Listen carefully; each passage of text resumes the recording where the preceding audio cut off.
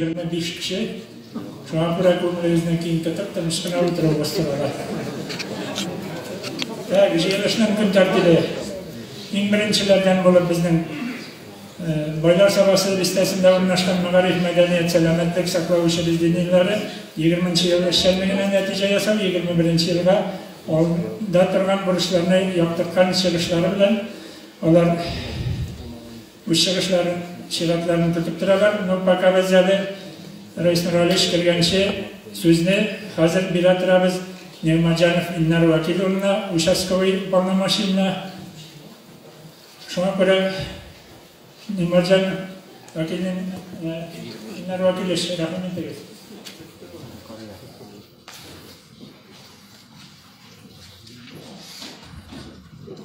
Замысел Сабаховка. Видео. 2020 yılda netice yasap sonlara kısılsak da bölgeler bölümüne. Yılda devamında Sabar ayının şehir zirveginde varlığı 100. Sabar ayında varlığı 199 niyettir geldi. 2019 yılga kestik bu 173 güneydi.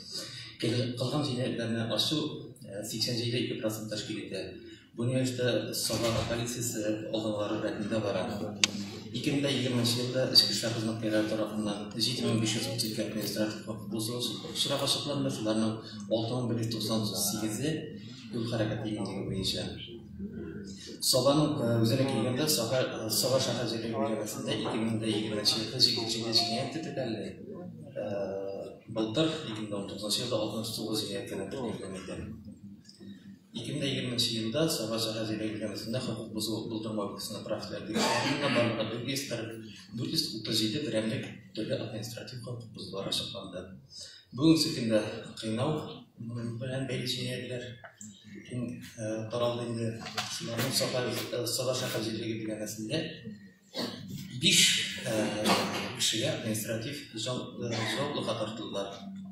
Baliq bulmanlar bolalar birlashib kelganda 2020 yilning 12 oyida 12 oy ichida 3 yashirgan ota-onasini administrativ tartibga tushirdi. Shulay 28 ota-ona ham 18 bola profilaktik ishga qo'yildi. Haligi kishilar doimiy ravishda bizning tarafda ishlab borlar. 2020 yılda Sabar shahar jarayonida yo'l qoidalari buzgani uchun 1516 administrativ harakatlar qilindi. Shularning 16 ishlari qo'yib bo'lmagan hatto texnik va idoraviy etgan uchun. Bu 2019 yilda 22 kishi edi. 2020 yilda 20 yo'l transport harakati natijasida 5 kishi vafot bo'ldi, 22 kishi tan jarohati oldi. Пример kitirsek, mesela Sabar Qo'shrabot yo'lida 2 mashina berilib, yo'llarga ketadilar. Shunda bir kishi, Ko'kmara kishisi vafot bo'ldi.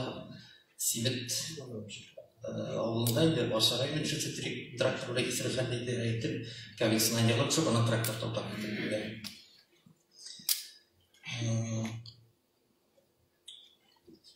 Shunday Sabar 2020 Sabar shahar jarayonida gражданlar alkogol ichimlik sotini 8 vaqtda tirkaldi. Shularning birisi Sabarda haligi kishiga apparata shular tegishli choralar ko'rildi.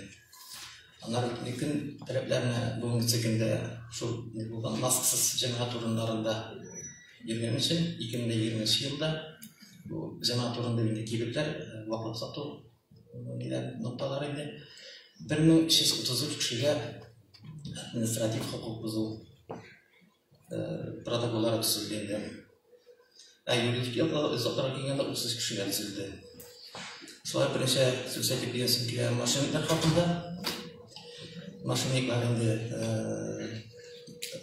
o'xshat to'lov kartasidan blokirovkalar ham masalan muayyanlik uchun pin-kod olishtirish uchun telefon shotirib xabar aytdilar. Telefon kartani nomerini ham pin-kodni so'raylar. Natija mashina qo'riqlanadigan garajdan kartalarni o'xshatib qo'shilgan. Masalan 2020 yilda 8-dekabrda kechga bo'lganda bir kishi Sabarda yashovchidir. Xonimning telefonini shotirdi. Hozir o'zini yo'qida xizmatga tanishtirib hozir shu sababli sizning o'g'lingiz yo'l transporti halokatlanadi. Shu masalani hal etish uchun 60 ming so'm yari xonim molayni shotirdi. Boshliqlik Ну, комедияны білгісіз, олай көп шақтырады ғана.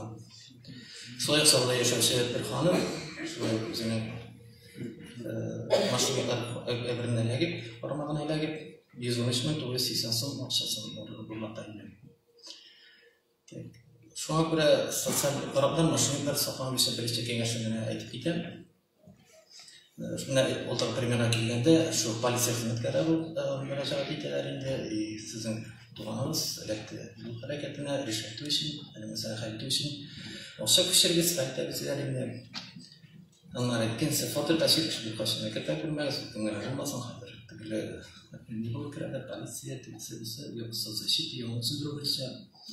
Şöyle şey ne giyende bizim var size bizim şakarımız şöyle var. Şöyle bank kartlarınızı bir kişiye bile size getireyim size. Şöyle güzel juristler, advokatlar, başka şöyle kişilerle tanıştırıp başka sorular bir telefondan. Onlar şöyle internet aşağı davar satıp alganda indi. Şöyle yok evler bir kişi kalganda. Kişi özünün şöyle numaranı aytı, takım numaranı aytı. Şu sebeple köp kişi kartı boğan şasına bırak kalgan. Buna şu konulara tamamlar üzerine bank hizmetleri aytı tanıştırıcılar köpüre geldi. Kartı bakiyeli sitile karışım. Kartı numarasını aytı gezbesiniz. Başka şıkka köşeler bize kısağızını deyip. Şunu aytasın ki telefon şundan şaltıratı bir kışında bana hizmetkerler sizler şaltıratmıyorlar. Otomatiski birer koymayken problemlerken üzerine her vaktilerin sizden katıldığı üzerine var ki yürütüyor. Şu yüzü refakit varız da sıralarız olsa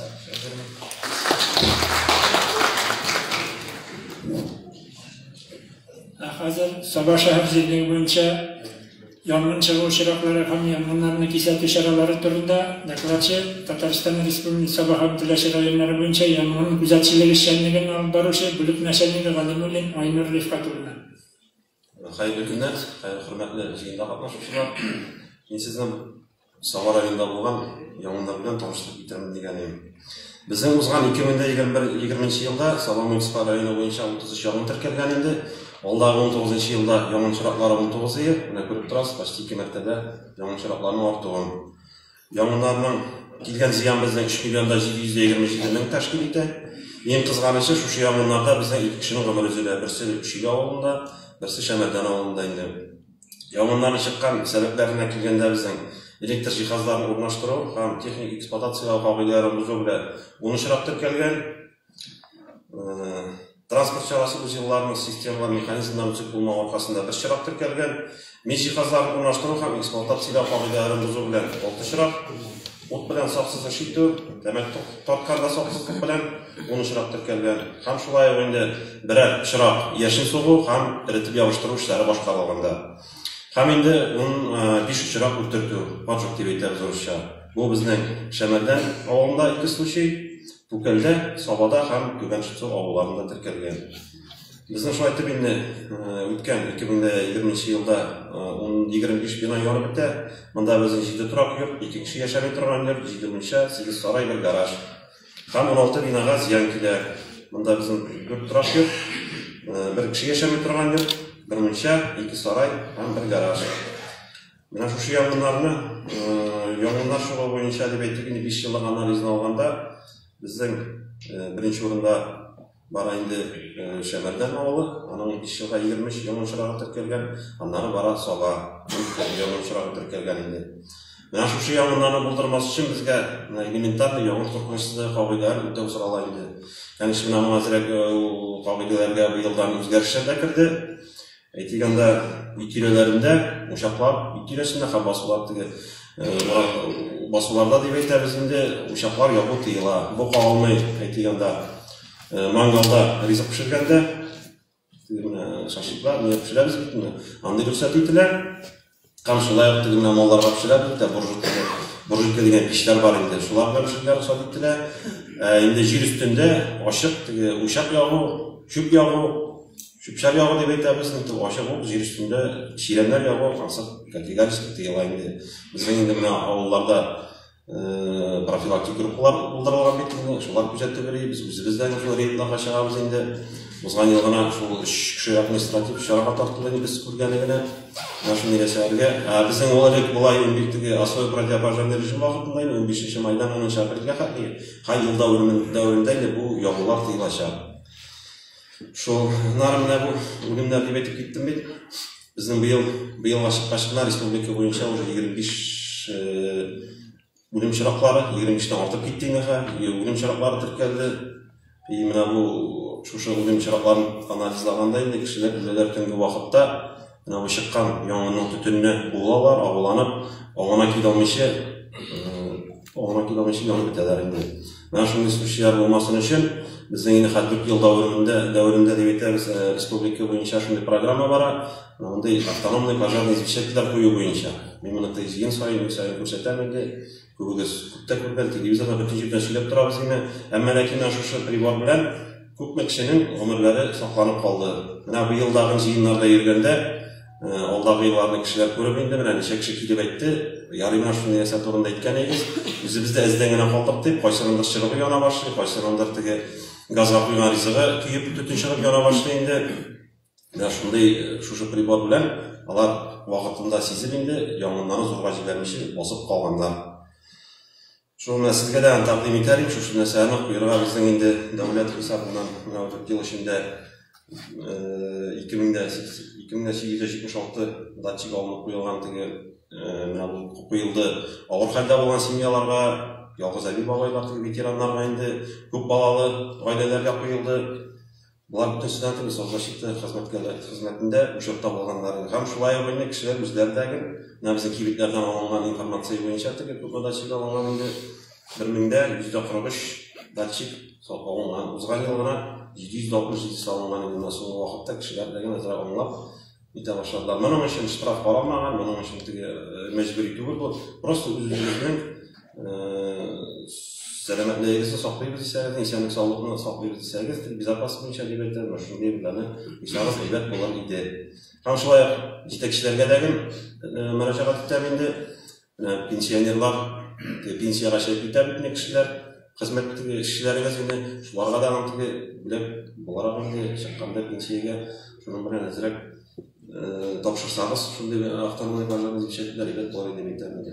Һәм шулай инде бу янгыннан чыккан вакытында ул битне мәҗбүри үтертмәгәндә зурдан янып китми, аның өчен безнең барыннан күрсәтүләр, аларны да булырсагыз, теге начар булмаса инде, чөнки аның күрсәтүләр любой нәрсәгә электрга, мойнага нәрсә любой бергә сыйдырып сүндерергә була инде. Һәм шулай булмаска кирәк инде. Страхование имущества һәм жизнь иминиятләштерү турында асылдагы үзенә күрә бер теге матди ярдәм булып тора. Менә мин әйткән сүзләрем шул. Сораулар булса рәхмәт итегез. Булмаса инде игътибар өчен бик рәхмәт.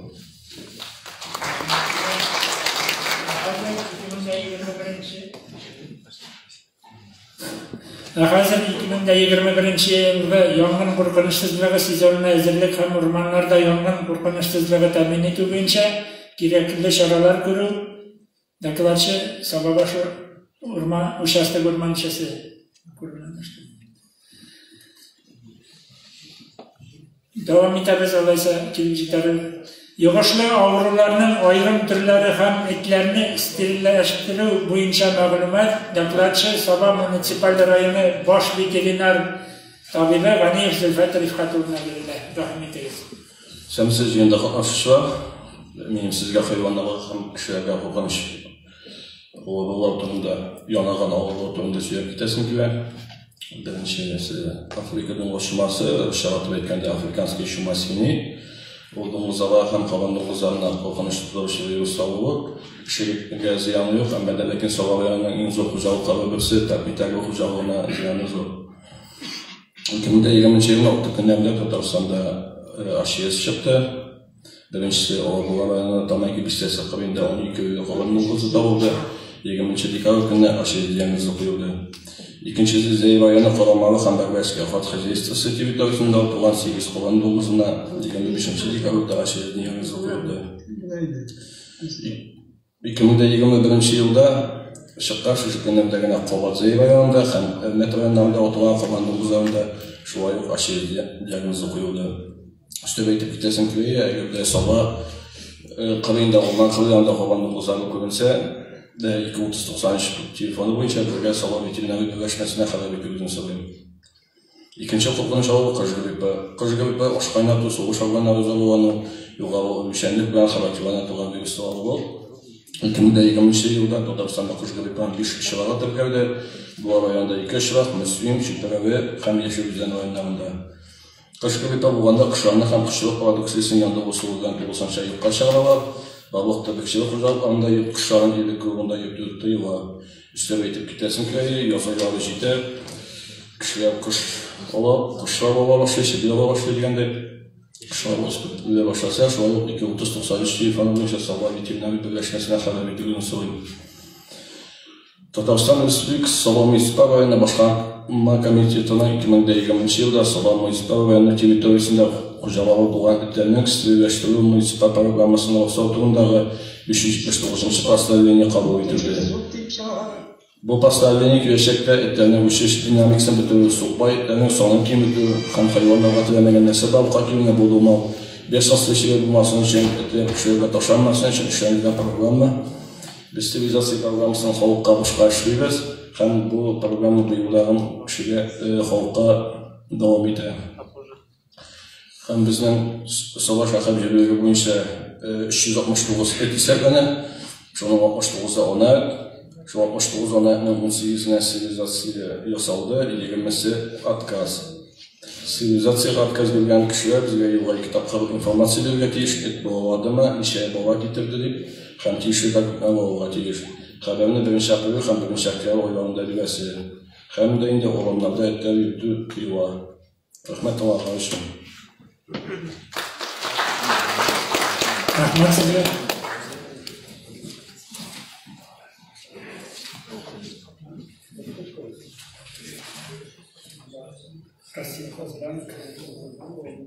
Rasimxozbanı Aksionerlik Cemiyeti'nin ipotekası programması bilen tanıştırıyor. Işın söz naklatçı Barın'ın üsteme ofisi yetakçısı Bilalova Razina Kaşafettin kızına biriyle rahmet ederiz. Hürmetli Reis Nuralievich, yetakçılar, jiyanda katnaşuşular. 2020 yılda Rossiya hükümeti tarafından avul jerindegilerge buluşu yüzünden hem üstürü üçün avulda yaşauşilerine yana programmalar orduqa keldi. Bu programmalar negizinde Rossiyalxozbanlıkta 2 türlü kredit berile başladı. Birincisi seyski ipoteka. Seyski ipoteka berile avul jerinde sobada iyi kvartira alу üçün hem iş alу üçün. Ул bizden berile 25 yılga kadar 3 milyonga kadar. Процент ставкалары 2,7 hem 3%. 2,7 birilen eğer turmuşunuzni страховать etseniz 3% inde turmuşunuzni страховать etmegen şartlarda. 10% klientning o'ziniki bo'lirga tegish. Первоначальный взноска мат капиталны kullanalар yaş семьялар. Eğer indi siz 1 milyon alasız iken 25 yılga tölevi aylık kelip çığa 4600. 3 milyon algan şarapta 25 yılga tölevi kelip çığa 13800.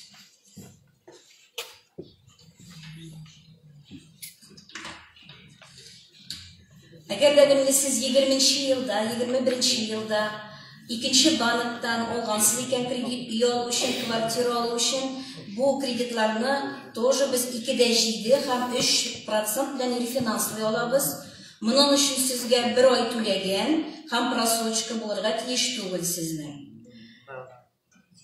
Bu seyski ipotekada uy alу, kvartira alу yakın tuğanlar bilen bula almay. Yakın tuğanlarga kire bir tuğanlar, yani ebi babay. 2020 yılda Rossiyanın avul hocaliginin Sobadağı üsteme ofisi 51 kişiye %10 milyon seyski ipoteka berdi. İkinci kreditimiz bizden seyski potreb. Seyski potreb berile avul jerliginde Sobada uy remontlaw üçün. Uy remontlaw boshqarilar remont podrad organizatsiyalar bilen kulga akşa verilmey turgan bular. Summasi 250 ming.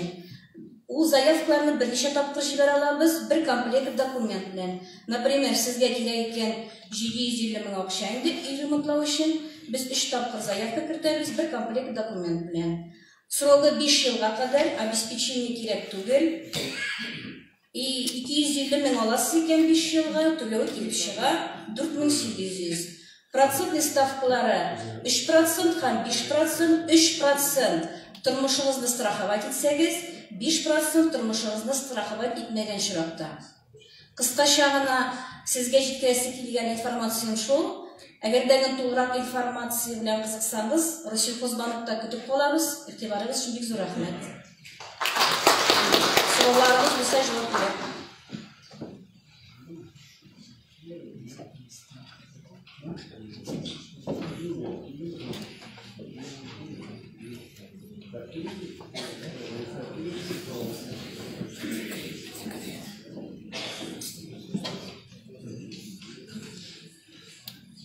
Hörmətli гражданlar, Baylar Sobası listəsində urnaşan Məğarif Mədəniyyət, Sələmətlik, Saqlıq, Sport Şirizdinerləri жетекçilərinin 20-ci yılğa şənliyinə nəticə yasal һәм 21-ci yılğa alda turğan burçlarını yoxtırqan çıxışı bilən birinci söz verilən Soba Gimnaziyası direktoru Şaymardanov Aynur Nurғалиевичке. Рәхмәт итегез. Hayırlı kеш, hörmətli жетекçiler, жиында катнашучылар. Мен сізді 2020 жылда Соба гимназиясы шәмлігімен таныштырып кетем. Біздің Соба гимназиясында барлығы 1075 оқушы білім һәм тәрбие ала, оларға 85 оқытушы білім береді. Мектебіміз педагогик кадрлар белән тулысынча тәэмин ителгән. Район мәктәпләре арасында нәтиҗәлек буенча гимназия узган уку елында 5-нче урында булды. Ел буена бер балага 157,098 сум күләмендә акча тотылган. 2020 елда бюджет 87 миллион 607,676 сум тәшкил итеп, үтәлеш 70 миллион 295 мең 161 сум булды. Барлык хезмәткәрләрнең уртача хезмәт хакы 29 мең 450 сум. 2020 елда 280 мең 813 сумлык өстәмә табыш алдык. Коммуналь чыгымнарга килгәндә 2020 елда 1209,81 гигакалорий җылы энергия сакланылды. 2019 ел белән чагыштырганда 235,386 гигакалорийга экономия. Мәктәпнең 1 кубометрына 0,102 гигакалорий җылы энергиясе тотылган. Район буенча уртача күрсәткеч 0,103 гигакалорий тәшкил итә. Электр энергиясе тотылышы 200,858 киловатт-сәгать булып, экономия 16,348 киловатт-сәгать тәшкил итте. 1 квадрат метрга 26,46 киловатт-сәгать, уртача район күрсәткече 30,6 киловатт-сәгать. Су тотылышы 2182 кубометр булды, экономия 1168 кубометр. Окул нәтиҗәләренә килсәк, узган уку елында 1-нче сыйныфны 31 укучы тамамлады. 30 укучы югары уку йортларына, 1 укучы махсус уку йортына укырга керде. Укучыларыбыз 10 предметтан бердәм дәүләт имтиханнарын тапшырдылар. 5 предметтан уртача күрсәткечләре районның уртача күрсәткечләреннән югары булды. Барлыгы 26 укучыбыз югары баллар җыючылар исемлегенә керделәр. 9-нчы сыйныфны 87 укучы тамамлады. 54 укучы төрле уку йортларына керде. Калган 33 укучы 10-нчы сыйныфта укуларын дәвам итәләр. Укучыларыбыз район күләмендә фән олимпиадаларында катнашып 50 призлы урын алдылар. Республика туры әлегә дәвам итә. Бүгенге көнгә 8 укучыбыз республика этабының призерлары дәрәҗәсенә ирештеләр. Укудан тыш вакытны файдалы уздыру, өстәмә белем алу, сәләтләрен үстерү максатыннан укучыларга мәктәптә төрле юнәлештәге 20 түгәрәк эшләй. Аларда барлык укучыларыбыз актив шөгыльләнә. Башлангыч сыйныф укучылары дәресләр тыш эшчәнлек вакытында хореография һәм шахмат сәләтләрен төшенәләр. Мәктәптәге түгәрәкләрдән тыш балалар иҗат үзәге, балалар яшьсезләр спорт мәктәбе, балалар сәнгать мәктәбендә шөгыльләнүчеләрнең төп составдан гимназия укучылары тәэмин итә. Укучыларыбыз төрле класстан тыш чараларда, конкурсларда, район һәм республикада үтүче ярышларда актив катнашып баралар. Куанырлык нәтиҗәләребез дә бик күп. Нәтиҗәләрнең кайберләрен слайдларда күрә аласыз. Дәрестән тыш эшчәнлекне өстәмә белем бирүне нәтиҗәле итеп оештыруда җирлектәге эшмәкәрләрнең һәм оешмаларның гимназия күрсәткән спонсорлык ярдәме зур роль уйный. Әлеге уку елында гына мәктәбебезгә 170 меңгә якын спонсор ярдәме күрсәтелде. Әлеге акчаларга без өстәмә белем бирүне оештыру өчен җиһазлар һәм кулланма материаллар алдык. Спонсор ярдәме күрсәткән эшмәкәрләргә, оешма җитәкчеләренә зур рәхмәтебезне белдерәбез. Укучыларның җәйге ялын файдалы итеп оештыру, гаиләләренә өстәмә керем тәэмин итү максатыннан район җитәкчелеге инициативасы белән Ел сайын 14 яшы туған балаларға районымыз ұйышмаларында эшелтүү компаниясы бик яхшы уюштурулат. 2020 жылда зор кыйынлыктарга карамастан районнун 42 уюшмасында 146 окуучубуз кызмат кылдылар. Өз исләренә зор жауаплылык һәм финанс чыгымнары алып, укучыларыбызга үзләренең беренче хезмәт хаккларын эшләп алу мөмкинлеге биргән җитәкчеләргә, әтиәннәр һәм укучылар исеменнән рәхмәт җиткерәбез. Узган уку елында гимназиядә зур күләмдә ремонт һәм төзелеш эшләре башкарылды һәм әлеге эшләргә барлыгы 2 841 840 мең акча тотылды. Спорт раздевалкалары, столовый ремонтланды, полоса препятствий төзелде, мәктәп бакчасы койма белән әйләндереп алынды, спорт залга склад төзелде, еге һәм уку үткәрүче бүлмәләргә су үткәрелеп канализация эшләнде, туалетларга ремонт үткәрелде һәм спорт зал түбәсе алышынды. Ел сайын зур чыгымнар тотып, мәктәбебезне төзек тутырга һәм ныклы белем һәм тәрбия бирү өчен шартлар тудырырга мөмкинлек тапкан өчен районыбыз җитәкчесе Рәис Нургалиевичка, коллективыбыз һәм әтиәннәр исеменнән зур рәхмәт җиткерәбез. 2021 елга түбәндәге эшләрне башкарырга план итеп куйдык. Федераль дәүләт стандартлары буенча белем бирүнең сыйфатын үстерү, дәүләт җумлаклау аттестациясе, бөтенроссия тикшерү эшләре һәм олимпиада хәрәкәтенең нәтиҗәлелеген арттыру, заманча мәктәп федераль проект кысаларында точка роста, үсеш ноктасы табигый фәннәр һәм технологик профильле белем үзәге оештыру, гимназиябездә туган телләр һәм халыклар бердәмлеге елы кысаларында төзелгән план нигезендә тиешле югары чаралар үткәрү, укучыларның физик, интеллектуаль, рухи үсешен тәэмин итү өчен шартлар тудыру. Игътибарыгыз өчен рәхмәт. Рәхмәт сезгә. Хөрмәтле гражданнар, сорауларыгыз булса, язмача рәвештә җибәрә аласыз. Директорга булса, хәзер үк әйтә аласыз. Хөрмәтле чыгыш ясаучылар, регламент безнең куелган 3 минут, регламенттан бик чыгасы түгел. Шуңа күрә узак артык сөйли мәҗбүри түгел. Сез бу чыгышларны Zoom ашада карый аласыз һәм Instagram Саба таңнары газетасының Instagram ашадагын карау куелган. Шуңа күрә Zoom ашада, Instagram ашадагын сорауларыгызны җибәрә аласыз, хөрмәтле гражданнар. Хәзер сүз бирелә Саба сәләтле балалар мәктәбе директоры Каримуллина Валентина Эрнестовнаға. Рәхим итегез. Добрый вечер, уважаемые руководители, уважаемые участники схода граждан. Школа для одаренных детей с углубленным изучением отдельных предметов реализует программы начального, основного общего и среднего общего образования. На начало 2020 года численность учащихся составила 218 человек. В настоящее время в школе работают 37 педагогов. Высшую категорию имеют 10 педагогов, первую 12. Средняя заработная плата составила 29 176 рублей. Расход на одного ребенка 136 тысяч рублей. Годовой бюджет школы составил 34 миллиона 56 тысяч 469 рублей. Исполнение 29 миллионов 648 тысяч 130 рублей. Благодарим спонсоров за оказанную помощь в размере 81 тысячи рублей. В школе ведется целенаправленная работа по сбережению природных ресурсов. Это инструктажи сотрудников по экономии энергоресурсов, ежедневный контроль за работой электрического освещения и водоснабжения, проведение классных часов и акций. Все это позволило нам сэкономить тепловую энергию в объеме 188,317 гигакалорий, электроэнергию 25 380 киловатт-часов и 229 кубометров воды.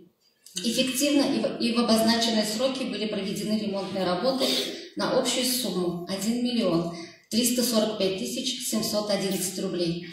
В нашей школе ведется работа по укреплению материально-технической базы. Так, в 2020 году в школу поступило оборудование общей стоимостью 3 миллиона 108 тысяч 986 рублей. Учитывая, что роботизация – один из самых активно развивающихся секторов экономики, особую значимость для нас имеет роботизированная учебная ячейка «Фанок», которая оснащена 6-осевым роботом и предназначена специально для обучения основам робототехники, управлению и программированию. В 2020 году в школе организована образовательная программа по промышленной робототехнике. Государственная итоговая аттестация 11 классов – это результат работы школы на протяжении длительного времени. Она позволяет определить образовательный рейтинг выпускника. общественный рейтинг школы и учителя. Государственная итоговая аттестация для наших учеников прошла в форме единого государственного экзамена. В ней приняли участие 9 обучающихся. 3 из них закончили школу с золотой медалью. Это Закирзянова Галия, Вахитова Сирина и Мусина Алия. Самый высокий балл по русскому языку 100, по математике 99, по физике 99. Самыми востребованными предметами остаются математика профильная и обществознание. В связи с невысоким показателем качества образования по предмету биология в этом году запланированы ежемесячные контрольные мероприятия по выявлению степени усвоения данного предмета обучающимися, а также учитель определила собственный регламент работы по позитивному изменению результатов. Главное интеллектуальное соревнование учеников общеобразовательных учреждений – это Всероссийская Олимпиада, которая состоит из 4 этапов – школьного, муниципального, регионального и заключительного. Ученики нашей школы принимают активное участие на всех этапах Олимпиады. Из диаграммы видно, что с каждым годом растет количество участников и их результат на Олимпиадах различного уровня. Так, на муниципальном этапе в 2020 году учащиеся нашей школы заняли 114 призовых мест. Из них победителями стали 56 человек, призерами 58. Следует отметить, что это на 24 места больше, чем в 2019 году. На сегодняшний день продолжается республиканский и региональный этап Всероссийской Олимпиады школьников. Он завершится для нашей школы 1 марта. На сегодняшний день завоевано 44 призовых места. В прошлом году было 37. В 2020 году заключительный этап Всероссийской Олимпиады был отменен в связи с пандемией. Все победители регионального этапа получили статус призеров и право участвовать на заключительном этапе Всероссийской Олимпиады. В числе призеров есть наши 5 учащихся. На данный момент идет их активная подготовка. Учитывая индивидуальные возможности учащихся, в школе созданы и работают 12 кружков по интересам, а также организованы факультативные занятия. В течение учебного года учащиеся нашей школы под руководством учителей принимали участие в конкурсах, викторинах различного уровня, добились успехов и занимали призовые места. Всего 91 призовое место. Из всего вышесказанного можно сделать вывод, что количество учащихся в олимпиадах и конкурсах растет. Кто может воспитать успешного ученика? Только тот педагог, который ориентирован на достижение, развитие и саморазвитие. Так, в 2020 году учитель физической культуры Вафин Ленар Ринатович стал обладателем гранта по МПО, и учитель татарского языка Галимзянова Сания Вагизовна удостоилась гранта в поддержку учителей татарского языка и литературы. Подводя итоги, можем отметить основные направления развития школы. Это создание центра образования естественно-научной и технологической направленности «Точка роста» в рамках федерального проекта «Современная школа», повышение уровня качественного образования в соответствии с требованием ГОС, совершенствование системы дополнительного образования и воспитательной работы школы, создание условий для повышения результативности обучающихся в олимпиадах, интеллектуальных соревнованиях и конкурсах различного уровня, проведение мероприятий в рамках Года родных языков и народного единства нашей республики. Также создание банка программно-методических материалов, мультимедиа-программ, пособий, учебников для организации эффективной работы по внедрению информационных технологий. Подробную информацию о деятельности школы вы можете найти на нашем официальном сайте. Благодарю всех за внимание. Готова ответить на ваши вопросы.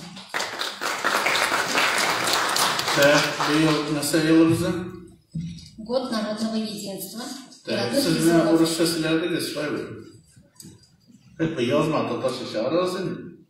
Хорошо, Райс Нургалевич.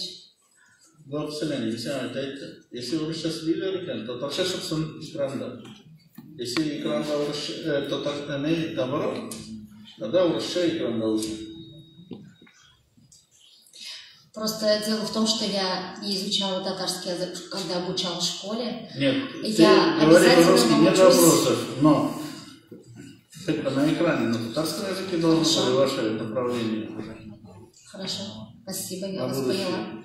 Спасибо за предложение. И еще воспитание, которое, тәрбие сезнең мәктәптә тоже дисатларда һәм мәктәпләрдә безнең татарча булды. Без эш телдә алып барырга тырышабыз, татарча, русча, тәрбие. Спасибо. Еще будут вопросы? Спасибо за внимание. Hozir so'z berdi birinchi nomerli Shodlik bolalar bog'chasi mudiri Zarifa va Ro'shaniya Begim xonimlari. Rahmat. Siz xayrli kişiler. Birinchi nomerli Shodlik bolalar bog'chasida bugungi kunda barlig'i 146 bola tarbiyalana. Normativ bo'yicha 140 o'ringa hisoblangan. Kuchni ishchilari bilan barlig'i 35 xizmatkor ishlaydi.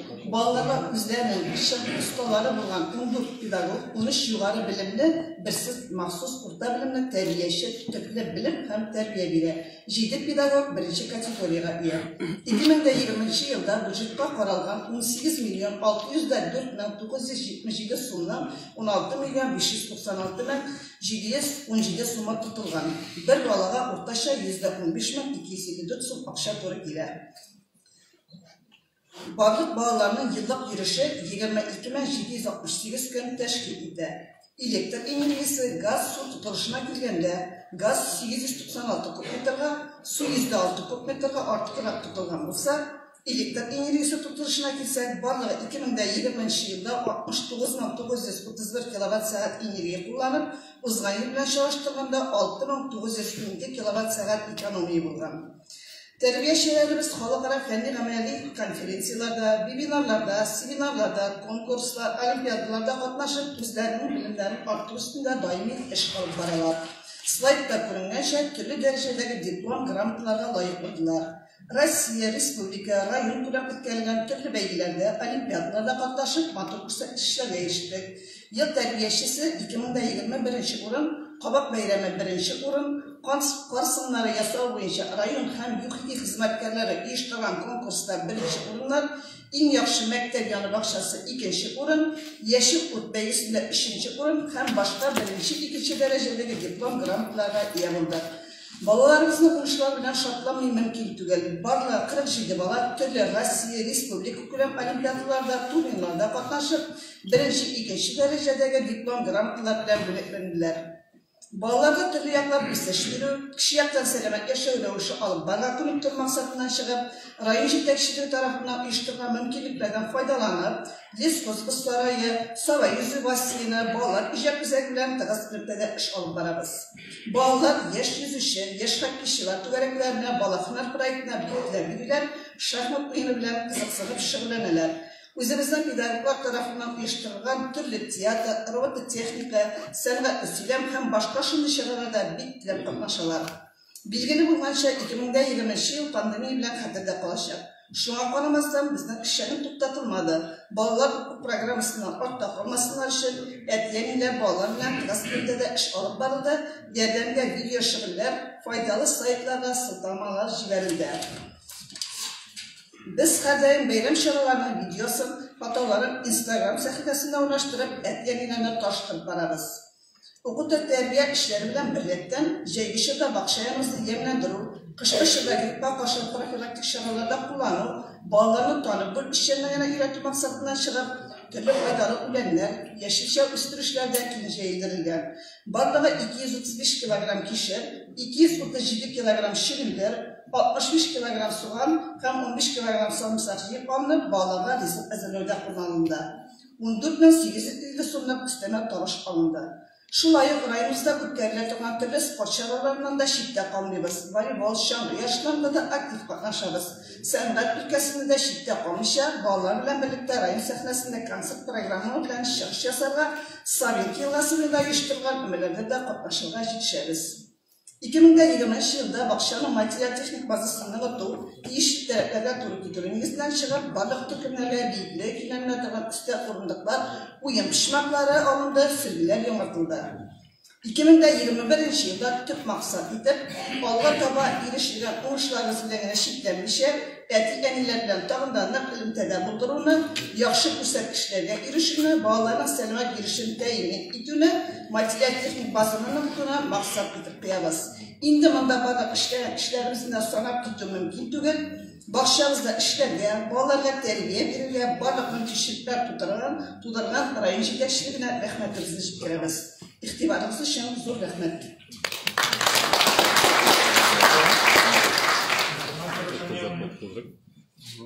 Rahmet Ro'shaniya Begim xonimni so'rovlar bo'lmasa Söz berilen ikinci номерлі Әллүки балалар бақшасы müdiri Халиуллина Гүзәл Нурулловнаға рахмет eylesin.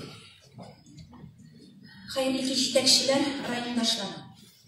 Шығышымны башлап жіберге рұқсат етіңіз.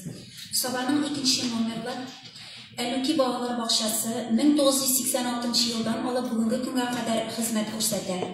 Бақшамызда 6 төркем эшләп килә. Хезмәткәрләр саны 30. Шуларның 15-е югары белемле педагогик кадрлар, 7-се беренче квалификацион категориялы, 1-се югары квалификацион категориялы педагог. Балалар бакчасында 151 бала тәрбияләнә. Шуларның 85-е кызлар, 66-сы малайлар. 2020 елда балалар бакчасына кичкенәләр төркеменә 20 бала кабул ителде. Мәктәпкә баручы балалар саны 28. Бүгінгі күндә балалар бакчасына чиратта торучылар саны 25. Мәктәпкә баручылар саны 27 бала. Ташламалар белән түләүче 43 бала бар. Гаилә бар. 2020 елда бюджет суммасы 19 миллион 171 мең 892 сум.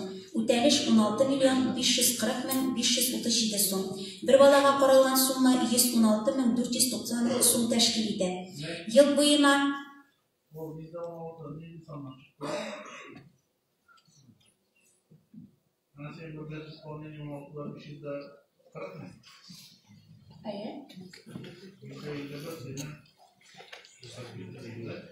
Yüzünde bir bala.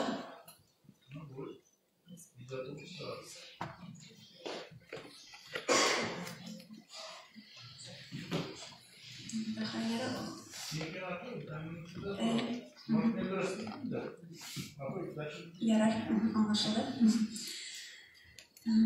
Yıl boyuna yürüş 23.436 gün. Balalarının ortaşa aylık yürüyüşü 115 bala. Ут тотылышына килгәндә 57.720 киловатт-сәгать тотылган. Узган ел белән чагыштырганда 2.940 киловатт-сәгатькә экономия булган. Газ тотылышы 237 кубометр булып, узган ел белән чагыштырганда экономия 21 кубометрга булган. Су тотылышы 1179 кубометр булып, узган ел белән чагыштырганда 9 кубометрга экономия булган. Бүгінгі күндә балалар бакчасы Вераксы Комарованың «От рождения до школы» туганнан мәктәпкәчә яшьтәге программасына таянып балаларга белем бирә. Шушы программага нигезләнеп, төркемнәрдә сөйләм теле үстерү, танып белү, математик күзаллауны формалаштыру һәм үстерү, рус теле, физик һәм музыкаль тәрбия, әвәләү һәм төзү шөгыльләре нәтиҗәле үткәрелеп бара.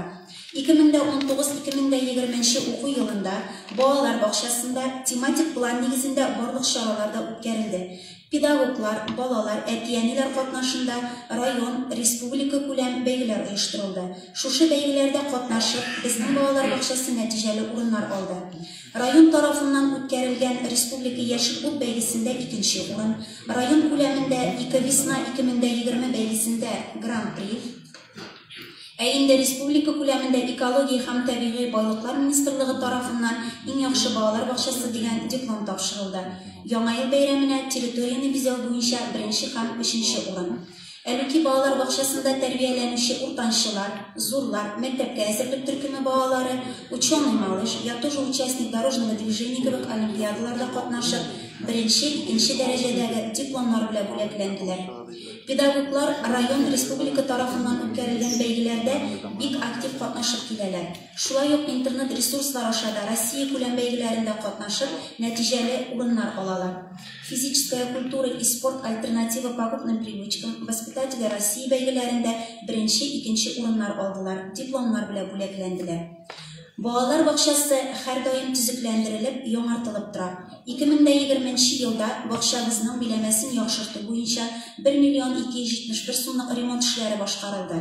Бинаның атмосферасы брусчатка белән төрелде, кирү зонасының брусчаткасы алыштырылды, уен мәйданчыклары санитар таләпләренә туры китерелеп, койма белән уратып алынды, биләмәсе шипа белән җәелде, бакчаның каршы ягына яшеллек зонасы ясалды, төрледән-төрле чәчәкләр, куаклар утыртылды.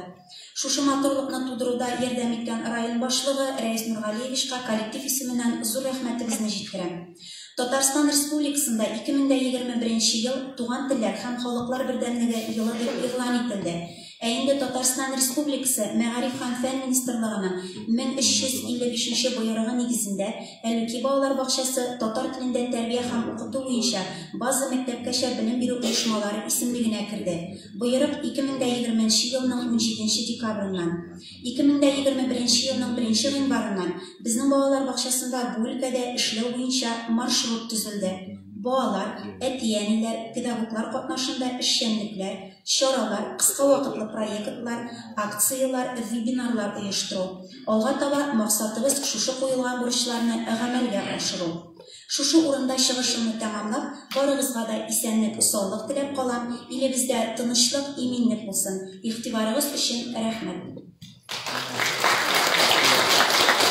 Рәхмәт сезгә, Гүзәл Нуруллина. Сораулар бармы? Сораулар булмаса, сүз бирелә 3 номерлы Шоколад балалар бакчасы мөдире Сабирова Эльвира Фәритовнаға рәхим итегез. Хәерле кич, хөрмәтле җитәкчеләр һәм җыенда катнашучылар. 3 номерлы Сабар Шоколад балалар бакчасы үзенең эшен 2014 елда башлап җибәргән. Балалар бакчасында барлыгы 35 хезмәткәр эшли. Шулардан 15 педагог балаларга белем һәм тәрбия бирә. 10 педагог беренче квалификацион категориягә ия. 13 педагог югары белемле педагогик кадрлар. Бүгенге көндә бакчабызда 139 бала тәрбияләнә. Шулардан 67 кызлар, 72 малайлар. 2020 елда балалар бакчасына 22 бала кабул ителде. Мәктәпкә баручы балалар саны 23 бала. Яңа елында балалар бакчасына килергә 21 бала чиратка язылган. Мәктәпкә баручылар саны 26 бала тәшкил итә. Льгота белән түләүчеләр 25 гаилә бар. 2020 елда бюджет суммасы 22 миллион 124 мең 624 сум. Бюджетның үтәлеше 19 миллион 466 мең 514 сум. Бер балага каралган сумма елга 136 мең 129 сум тәшкил итә. Ел буена көреш 23.810 көн. 3 номерлы Сабар Шоколад балалар бакчасы филиалы Урта Саба балалар бакчасында бүгенге көндә 5 бала тәрбияләнә. 2020 елда балалар бакчасына 1 бала кабул ителде. Мәктәпкә баручы балалар саны 1 бала. Ташлама белән түләүче 1 гаилә бар. Утсу газ тотылышына килгәндә 2020 елда газ 41,684 куб метр тотылган. 2019 ел белән чагыштырганда экономия 2699 куб метр тәшкил итә. Ут 70,848 киловатт-сәгать тотылган, узган ел белән чагыштырганда экономия 7622 киловатт-сәгать. Су тотылышы 1438 куб метр, узган ел белән чагыштырганда экономия 1017 куб метр тәшкил итә. Урта Саба балалар бакчасы буенча 2020 елда ут тотылышы 4649 киловатт-сәгать, узган ел белән чагыштырганда экономия 1974 киловатт-сәгать. Елга 7000 килограмм пилет ялган, су тотылышы 63 куб метр. Бакчабызда балаларның һәр яклап үсеше өчен барлык шартлар тудырылган. Балалар бакчасында белем бирү процессы балалар бакчасының төп гомуми белем бирү программасы нигезендә алып барыла.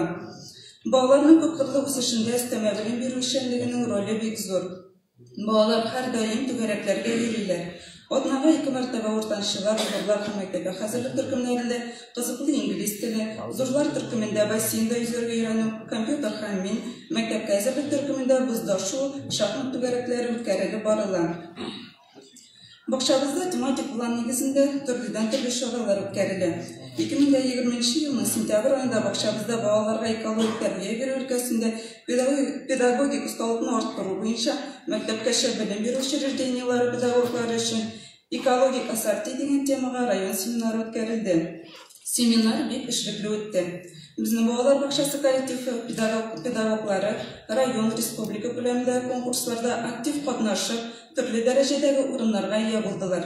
Балаларыбызда тәрбияче апаларыннан калышмый, район, республика күләмендә узатылган конкурс олимпиадаларда катнашып, призлы урыннар алуга ирештеләр. Бакчабызда 2020 елда Татарстан Республикасында туган телләр һәм халыклар бердәмлеге елы уңаеннан эш планы булдырылды. План нигезендә балалар бакчасында төрле чаралар үткәрелә. Алга таба да баланың шәхесен үстерү, балаларның сәламәтлеген ныгыту һәм саклау, Шулай ук мәктәпкәчә яшьтәге балаларда патриотизм, актив тормыш позициясе, тормышта килеп туган төрле хәлләрдән чыгу юлларын таба белү, традицион кыйммәтләргә карата хөрмәт кебек сыйфатлар тәрбияләүне максат итеп куеп эшебезне дәвам итәргә уйлыйбыз. Игътибарыгыз өчен бик зур рәхмәт. Рәхмәт Эльвира Хәлитовна, әзер сүз бирәләр 4-нче номерлы Кыңгырау балалар бакчасы мөдире Файза Рахманова Рузалия Фариховнага рәхим итәбез.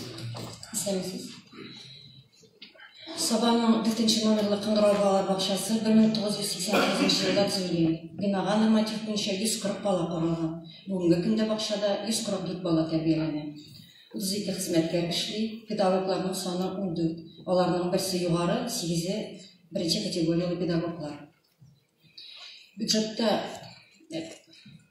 педагогларның уртача айлык хезмәт хакы 32,295 сум 63 тиен тәшкил итте. Алдагы ел белән чагыштырганда 2,5 меңгә күбрәк. Бюджетта каралган 38 миллион сумның 16 миллион сумы тотылган. Бер балага уртача 116,489 сум 94 тиен туры килә. Айга 9707 сум 50 сум чыга. Балаларның еллык йөреше 24239 көн. Уртача йөреш 2020 елда 108. Ут, су, газ тотылышлары 2019 ел белән чагыштырганда кимрәк булды. Мәсәлән, газга экономия 1365 куб метр, утка 8900 киловатт сәгать, суга 80 куб метр тәшкил итте. Балалар бакчасы коллективы һәм тәрбияләнүче балалар районда үткәрелгән барлык чараларда актив катнаша һәм матур күрсәткечләргә ирешә. Бу урында әтиәниләр безне мактап үтәсе килә. Нинди генә чара, нинди генә табигать күренеше булса да, алар бер кайчан да сынатмыйлар, һәрвакыт безнең белән кулга-кул тотынып чараларда даими катнашып киләләр. Тәрбияләнүче балалар өчен бакчабызда төрле чаралар, конкурслар, акциялар, күргәзмәләр даими үткәрелеп тора. Слайдта күрсәтелгән чаралардан кала рәсем, фото конкурслары, выставкалар, флешмоблар оештырылды. Бәйрәмнең берничәсен бакчабызга якын урнашкан Сабилов елгасы буенда үткәрдек. Шулай ук Сабы мәдәният йортының кече залында файдаланырга тырышабыз. Узган ел бу залда космонавтика көне һәм әти-әни, мин спорт сөюче гаилә бәйрәмнәрен үткәрдек. Бәйрәмнәрне матур итеп оештыруда клуб хезмәткәрләре дә үз өлешен кертте. Чыгышым белән файдаланып, беренчедән безне керткән өчен, икенчедән техник яктан һәм үткәрергә ярдәм иткән өчен аларга рәхмәтемне җиткерәм. Киләчәктә дә уртак чаралар һәм бәйрәмнәр булыр дип ышанам. Уңышларыбыз турында әйтсәк, алар бар. Мәсәлән, балалар бакчалары арасында иң яхшы уку тәҗрибә участогы конкурсында 2нче урын, спорт альтернатива пагубным привычкам конкурсының район этабында мой любимый вид спорта номинациясендә призер, Пабак бәйрәмендә агитбригада чыгышы белән 1нче урынны яулады. Әлбәттә, балаларыбыз һәм тәрбиячеләребез дә күп конкурс, олимпиада, фестивальләрдә катнашып, матур күрсәткечләргә иреште. Безнең бакчада тәрбияләнүче балаларыбыз катнашып яулаган төрле дәрәҗәдәге нәтиҗәләрне барласа, мондый саннар чыга.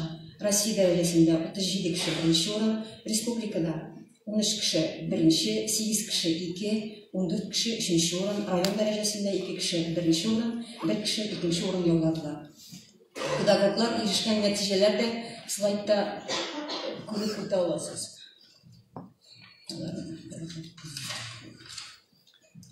Районыбыз тарафыннан оештырылган өстәмә белем бирү оешмалары нигезендә үткәрелә торган түгәрәкләргә дә тукталасы килә. Бүгенге көндә мәктәпкә әзерлек төркеме балалары 3 өстәмә белем оешмалары түгәрәгенә йөри. Йөзү, өстәл теннисы, яшь хоккейчы түгәрәкләре.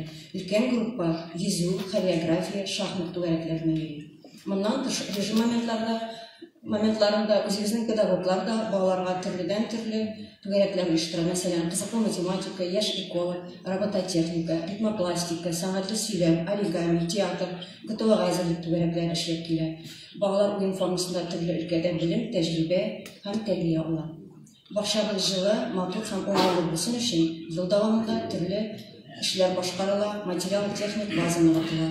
2020 елда үзебезнең көч белән уен һәм кием бүлмәләре буялды, түтәлләргә балчык таратылды. Юыну бүлмәсенә терморегуляторлар куйдырылды, тәрәзәләр төзекләндерелде. Беренче кешеләр төркеменә кечкенә урындыклар алынды. Бүгенге көндә барлык группаларда да орындыклар балаларның буена туры килә торган итеп тупланды. Барлык уен бүлмәләренә ябык типтагы һава чистарткычлар, рециркуляторлар куелды. 2021 елда төп максатларның берсе башабызның имиджын күтәрү, булган потенциалны дөрес итеп кулланып, барлык күрсәткечләрне үстерү. 2020 елда алган интернет челтәре аша онлайн, офлайн эшләү тәҗрибәсен киләчәктә дә актив кулланып, әти-әниләр белән элемтәне яңа дәрәҗәгә күтәрү, булган материал техник базаны дөрес итеп кулланып, аны ныгыту өстендә эшне дәвам итү. Игътибар өчен рәхмәт. Hazır söz verile Bələkəş Balalar Bağçası müdiri Axunova Gülzilən Məsxutovnaға рахмет етеміз. Здравствуйте, добрый вечер, руководители и все участники свода граждан. В 2020 году Советский детский сад Бәләкәш посещали 250 детей, работали 60 сотрудников, из них 27 педагогические работники, 17 имеют первую квалификационную категорию. Средняя посещаемость за год составила 164 воспитанника. В связи с коронавирусом эти показатели чуть ниже в сравнении с 2019 годом, так как больше месяца дети не посещали детский сад и не действовали дежурные группы. Детодни составили 39 373 дня. Содержание ребенка в детском саду в день составил 531 рубль. В 2020 году выпустились из нашего детского сада 41 воспитанник. Из них поступили в Советскую гимназию 32, в школу для одаренных детей 9. И зачислились в 2021 году 41. Бюджет на 2020 год составил сумму 40 183 515 рублей. Израсходовали сумму 33 628 039 рублей. Потребление газа в сравнении с 2019 годом в экономии составило 3797 кубометров. В электроэнергии тоже наблюдается экономия 11 844 киловатт экономии. И потребление воды тоже с экономией на 421 кубометр. В 2020 году в детском саду начались ремонтные работы на крыше детского сада на сумму 4 141 813 рублей. Подводя итоги 2020 года, хочу сказать, что год для нашего коллектива, для нашего детского сада в общем был удачным и успешным. Наши воспитанники, педагоги и весь коллектив в целом активно участвовали в конкурсах, мероприятиях районного, республиканского и международного уровня. Достижений и успехов было очень много, отмечу только самые важные. Учитель-логопед стал победителем муниципального этапа конкурса организатора воспитательного процесса в номинации «Лучший логопед». Педагог-психолог стала финалистом республиканского конкурса профессионального мастерства работников сферы воспитания и дополнительного образования детей и была награждена дипломом «Педагог-психолог 2020». Также она была награждена грамотой победителя в номинации «Лучший профессионал образовательной организации муниципального этапа «Воспитатели России». Музыкальные работники стали победителями международного конкурса детского и юношеского творчества Содружества талантов. Также наш детский сад занял первое место в районном смотре-конкурсе образовательных учреждений на лучший участок в 2020 году в номинации «Самый продуктивный участок детского сада». Был награжден дипломом второй степени в районном конкурсе выставки «Лучшие композиции из тыквы». Был награжден за третье место в районном конкурсе на лучшее оформление территории ДОУ. Также был награжден дипломом за участие в районном конкурсе снежных фигур по БДД «Мы соблюдаем БДД». Также заняли второе место на параде Деда Мороза. Но одним из самых больших успехов прошедшего года является то, что наш детский сад стал победителем республиканского конкурса «Лучший детский сад по организации обучения на родном языке» и обладателем гранта в в размере 500 тысяч рублей. На полученные денежные средства мы обогатили материально-техническую базу ДОУ, приобрели детские книги на родном языке татарского книжного издательства, настольные игры, пособия, игрушки для развития и обучения воспитанников, ноутбуки для педагогов, спортивные товары, танцевальные костюмы и прочее. Самое главное, чтобы все дети были здоровыми и счастливыми, семьи полными и благополучными, а мы постараемся сделать все, чтобы наши воспитанники всесторонне и гармонично развивались, были успешными и получили равный старт в жизни. Хотим поблагодарить руководство района за поддержку, за создание благоприятных условий для полноценного осуществления ухода и присмотра за детьми дошкольного возраста. У меня на этом все. Спасибо за внимание. Hazır söz verirler 6. номерлі Балашақ балалар бақшасының бері Халитова Филизия Рафаилин рахим етіңіз. Исәнмесез, хайырлы кеш. Сабаның 6 номерлі Балашақ балалар бақшасында 120 балаға есептелген. Балалар бақшасында 2020 елда 139 бала тәрбиеленді, бүгінгі күнде 120 бала тәрбиеленді. Баларға 34 ішші тәрбие һәм білім бирә, коллективта 15 педагог эшли, аларның 9-ы беренче квалификация категорияга ия. Балалар бақшасының еллык бюджеты 20 миллион 844 мың 772 сум. Үтәлеш 18 миллион 778 мың 354 сум. Бір балаға орташа еллык тотылыш 143 мың 97 сум. Бір балаға бір күнлік тотылыш 577 сум.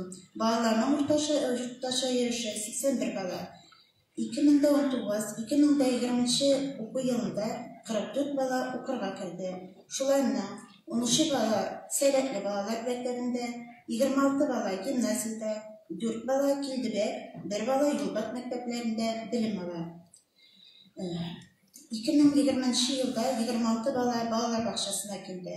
2020-2021 оқу елында 1-ші сыныпқа 26 мектепке балалар мектепке кірəcек. Балалар бақшасына 18 бала ширатта тұра. Электроэнергия 73,461 киловатт тұтылды, экономия 9554. Газ 50,912 километр, осыған жылға қарағанда 2941 километрға көбірек тұтылды. Бақшада 2020 жылда ойыншықтар, хасталар, медикамент, ішшілер үшін мақсус киімдер алынды. Топлану 12 күндік меню бойынша тиішінше ұйыштырылды. Балаларға туған тілден тыш, шет тілдерін үйрету мақсатында 4 яштан башлап инглиз тілі түгәрәге алып барыла. Шулай рус тілі, бейю, театр, тылсымды пуллар, шахмат, мектепке әзірлік түгәрәкләре эшли. Атнаға 2 көн Нарат сарайында хоккей кружогында атнаға бір тапкыр зорлап төркемелгән бассейнга йөрибез. Мектеп белән эш 2 арада төзелгән план нигезендә алып барыла. Бакчабызда даими рәвештә төрле профилактик чаралар оештырыла. Юхиди хезмәткәрләре белән һәм әһелләр катнашында очрашулар үткәрде. Мәдәният йортының зур сәхнәсендә рус һәм татар телендә ел сайын матур концерт куюга гадәткә керде. Әти-әниләр белән төрле күргәзмәләр оештырабыз. Алар бакчабыз тормышында актив катнашалар. Бакчабыз тормышының яңалыкларын социаль челтәрләрдә Татарстан Республикасының электрон мәгариф системасында урнаштырып барабыз. Балалар бакчасы базасында республика семинарлары оештырылды. Семинарга педагогия фәннәре кандидаты, өстәмә һөнәри белем бирү учреждениесенең әйдәп баручы фән хезмәткәре Латыпова Рәсилә Илдус кызы һәм танылган татар балалар шагыйрәсе, әдәби премия лауреаты Йолдыз Шәрәпова чакырылган иде. Семинар эшендә Арча Теләчек, Мара, Балташ һәм Саба балалар бакчалары педагоглары катнашты. Шулай ук бакчабызда мәктәпкәчә белем бирү учреждениеләрендә үзлексез эшләүче белем бирү процессын булдыру, заманча балалар бакчасында таләп дигән тема буенча республика район семинарлары да үткәрелде. Анда да без татар балалар шагыйрәсе Йолдыз Шәрәпованы балалар һәм педагоглар белән бик матур очрашу үткәрде. Педагоглар район, республика, Россия күләмендә үткәрелгән конкурсларда актив катнашалар. Бу уку елында башында балалар бакчасы, иң яхшы билингвал балалар бакчасы конкурсында катнаштык. Шулай ук балалар белән төрле конкурсларда актив катнашабыз. Созвездие йолдызлы ачык телевизион яшәр эстрада сәнгате фестивалендә конференция номинациясында катнашып, муниципаль этапта беренче урын, без бергә конкурсында беренче урын, бәхетле балачак вакыт конкурсында иң яркы хор номинациясында балаларыбыз җиңү яуладылар. Пушкинның тууына 220 ел тулуга багышланган әдәби уйлар дөньясында, Тукай безнең күңелләрдә, Скоро Новый год, Мир литературных мыслей исемле республика нәфис уку конкурсларында катнашып призлы урыннар яуладылар. Нәни Вали республика олимпиадасында актив катнаштылар. Анда да призлы урыннар яуладылар. Бик җиңү ачык фестиваль конкурсында 3 номинациядә җиңү яуладылар. Дуслык җире беренче халыкара ачык фестиваль конкурсында катнашып, сәнгатьле сөйләү буенча призлы уенга лаек булдылар. 2021 ел Татарстан Республикасында туган телләр һәм халыклар бердәмлеге елы дип игълан ителде. Шуны исәпкә алып, безнең балачак балалар бакчасында да башкарыласы чаралар планга кертелде. Татарстан Мәгариф һәм Фән министрлыгы, Татмедиа Салават күпре сәхнә журналлары белән бергә үткәрелгән сәйяр конкурсында катнаштык. Сабат укымнарында балалар белән чыгыш ясадык. Телевидениега төшерү өчен театр өйрәттек. Елларыбыз имен, тыныч булып, планга кертелгән эшләребез, куйган маслакларыбызны вакытында үткәрергә язсын иде. Игътибарыгыз өчен рәхмәт. Hozir so'z beriladi bolalar ijod o'zagi direktori Habib Rahmanova Venera Adlerovna rahmat etamiz. Xayrli kech, hurmatli yetakchilar, jilda qatnashuvchilar. Bolalar ijod o'zagining ko'p turli ish yo'nalishlarining birisi ham eng muhimi bo'lib, to'garaklar ishchiligi sanalar. Ag'imdagi o'quv yilida 990 bolani o'z ishini olgan 4 yo'nalishdagi 66 birlashma ishli. 50 birlashmalarning ko'pisi maktablarga taratilgan. 570 bola maktablardagi birlashmalarda, 420 bola ijod o'zagining o'zidagi birlashmalarda shug'ullanadi. Ularga 42 istama bilim berib pedagogik bilim ham tarbiya beradi. Учреждениенең 2020 елгы бюджеты 15,756,683 сумны тәшкил итте. Әти-әниләрдән кергән взнос акчасы 57,000 сум. Түгәрәкләр эшчәнлегенең матди-техник базасын тулыландыру максатыннан районның предприятие учреждениеләреннән 58,000 сум күләмендә спонсорлык ярдәме алдык. Форсаттан файдаланып, безгә ярдәм иткән барлык учреждение җитәкчеләренә рәхмәтебезне җиткерәбез. Еллык коммуналь чыгымнарга килгәндә исә газ тотылышы 2020 елда 37,294 куб метр тотылып, 2019 елдагы белән чагыштырганда 1868 куб метр экономия хисабына аерма бирә. Су тотылышы 2020 елда 80 куб метр тотылып, 2019 елдагы белән чагыштырганда 65 куб метр экономия ясалды. Ут тотылышы 2020 елда 31361 киловатт-сағат тотылып, 2019 елдагы белән чагыштырганда 3201 киловатт-сағат экономия хисабына аерма бирә. Узган елда бинабызның фасад өлеше үзгәртелеп, җылытып тышланды. Барлыгы 4,597,815 сумлык капиталь ремонт эшләре башкарылды. Бинабызның яңаруына әлбәттә без бик шатбыз. Һәм үз чиратында педагоглар һәм балалар исеменнән район җитәкчелегенә рәхмәтемне җиткерәм.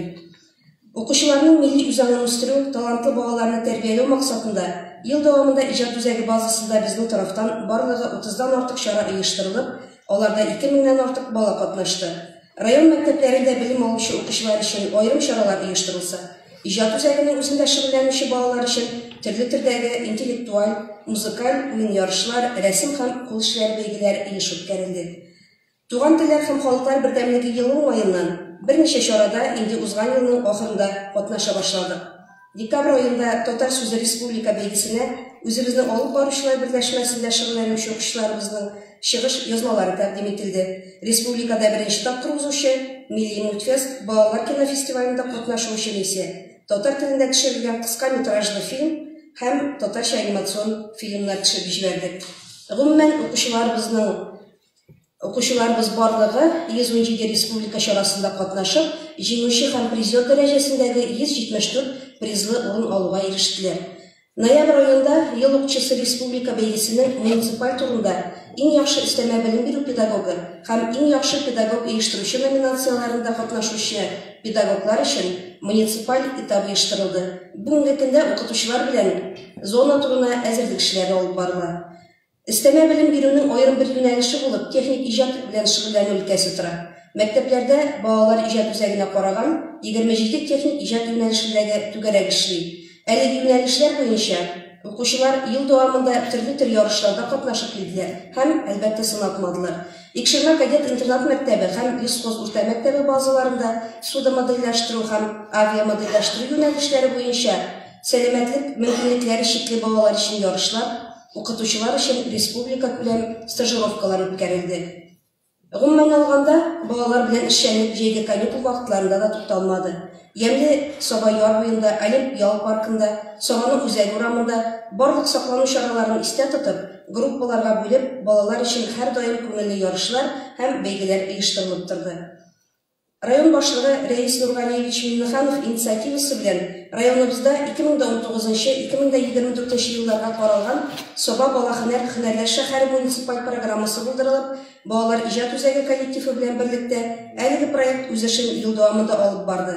Барлыгы 404 бала проект нигезендә районыбыздагы оешма предприятиелар базаларында булып, үзләрен төрле өлкәләрдә сынап карый алдылар. Бүгенге көндә программаны тормышка ашыруда барлыгы 26 предприятиедә 29 станция эшләп килә. 212 бала барыслары хисабына Сабантуй үзәгендә уеннарда катнашып, ял итү хокукын алды. Гомумән алганда, балалар иҗат үзәге эшчәнлегенең төп максаты булып, баланың өстәмә белем аша үз-үзен бәяләвен күтәрү һәм шәхесне төрле яклап үстерү тора. Игътибарыгыз өчен рәхмәт, һәммәгезгә саулык, сәламәтлек телим.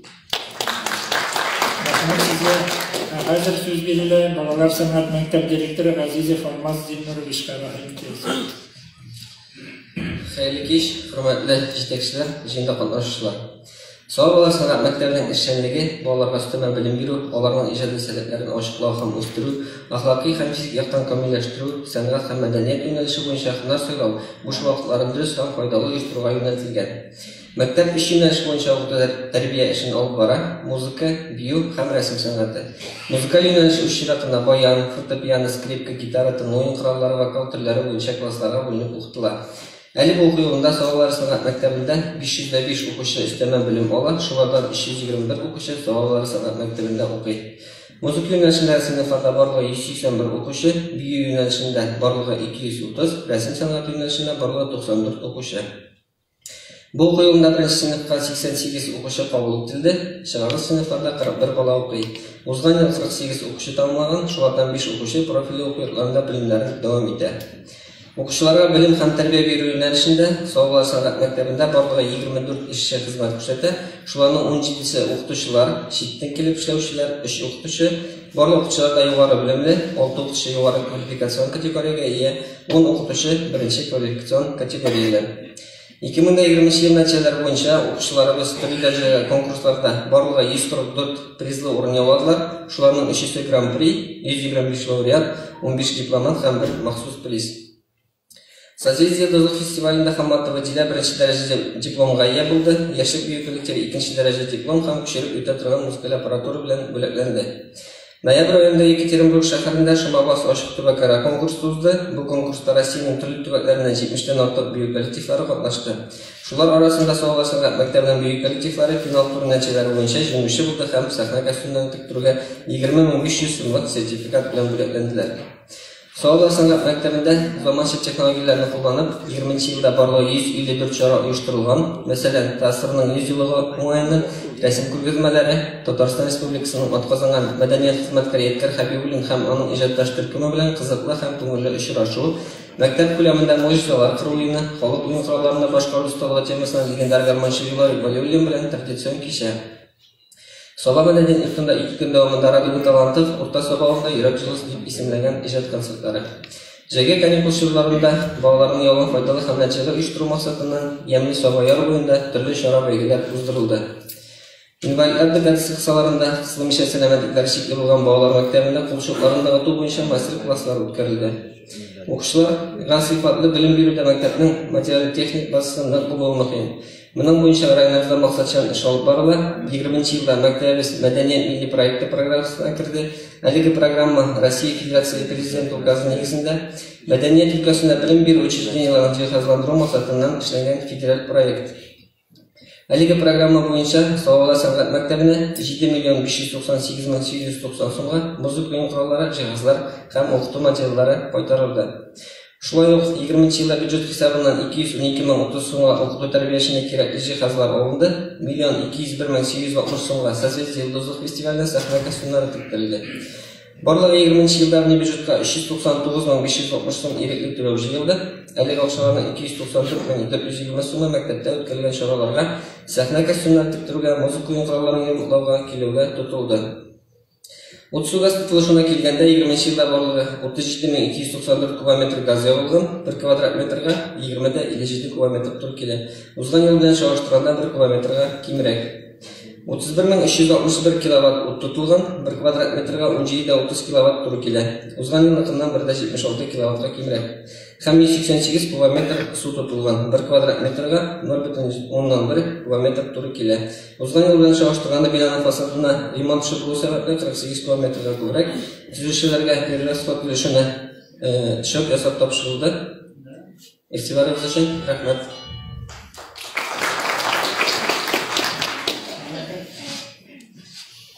Хәзер сүз бирелә район мәдәният йорты директоры Гүзәлев Альберт Николаевичка рәхмәт итәбез. Хәерле кич, хөрмәтле Рәис Мәгалич, хөрмәтле җитәкчеләр, җыелышта катнашучылар.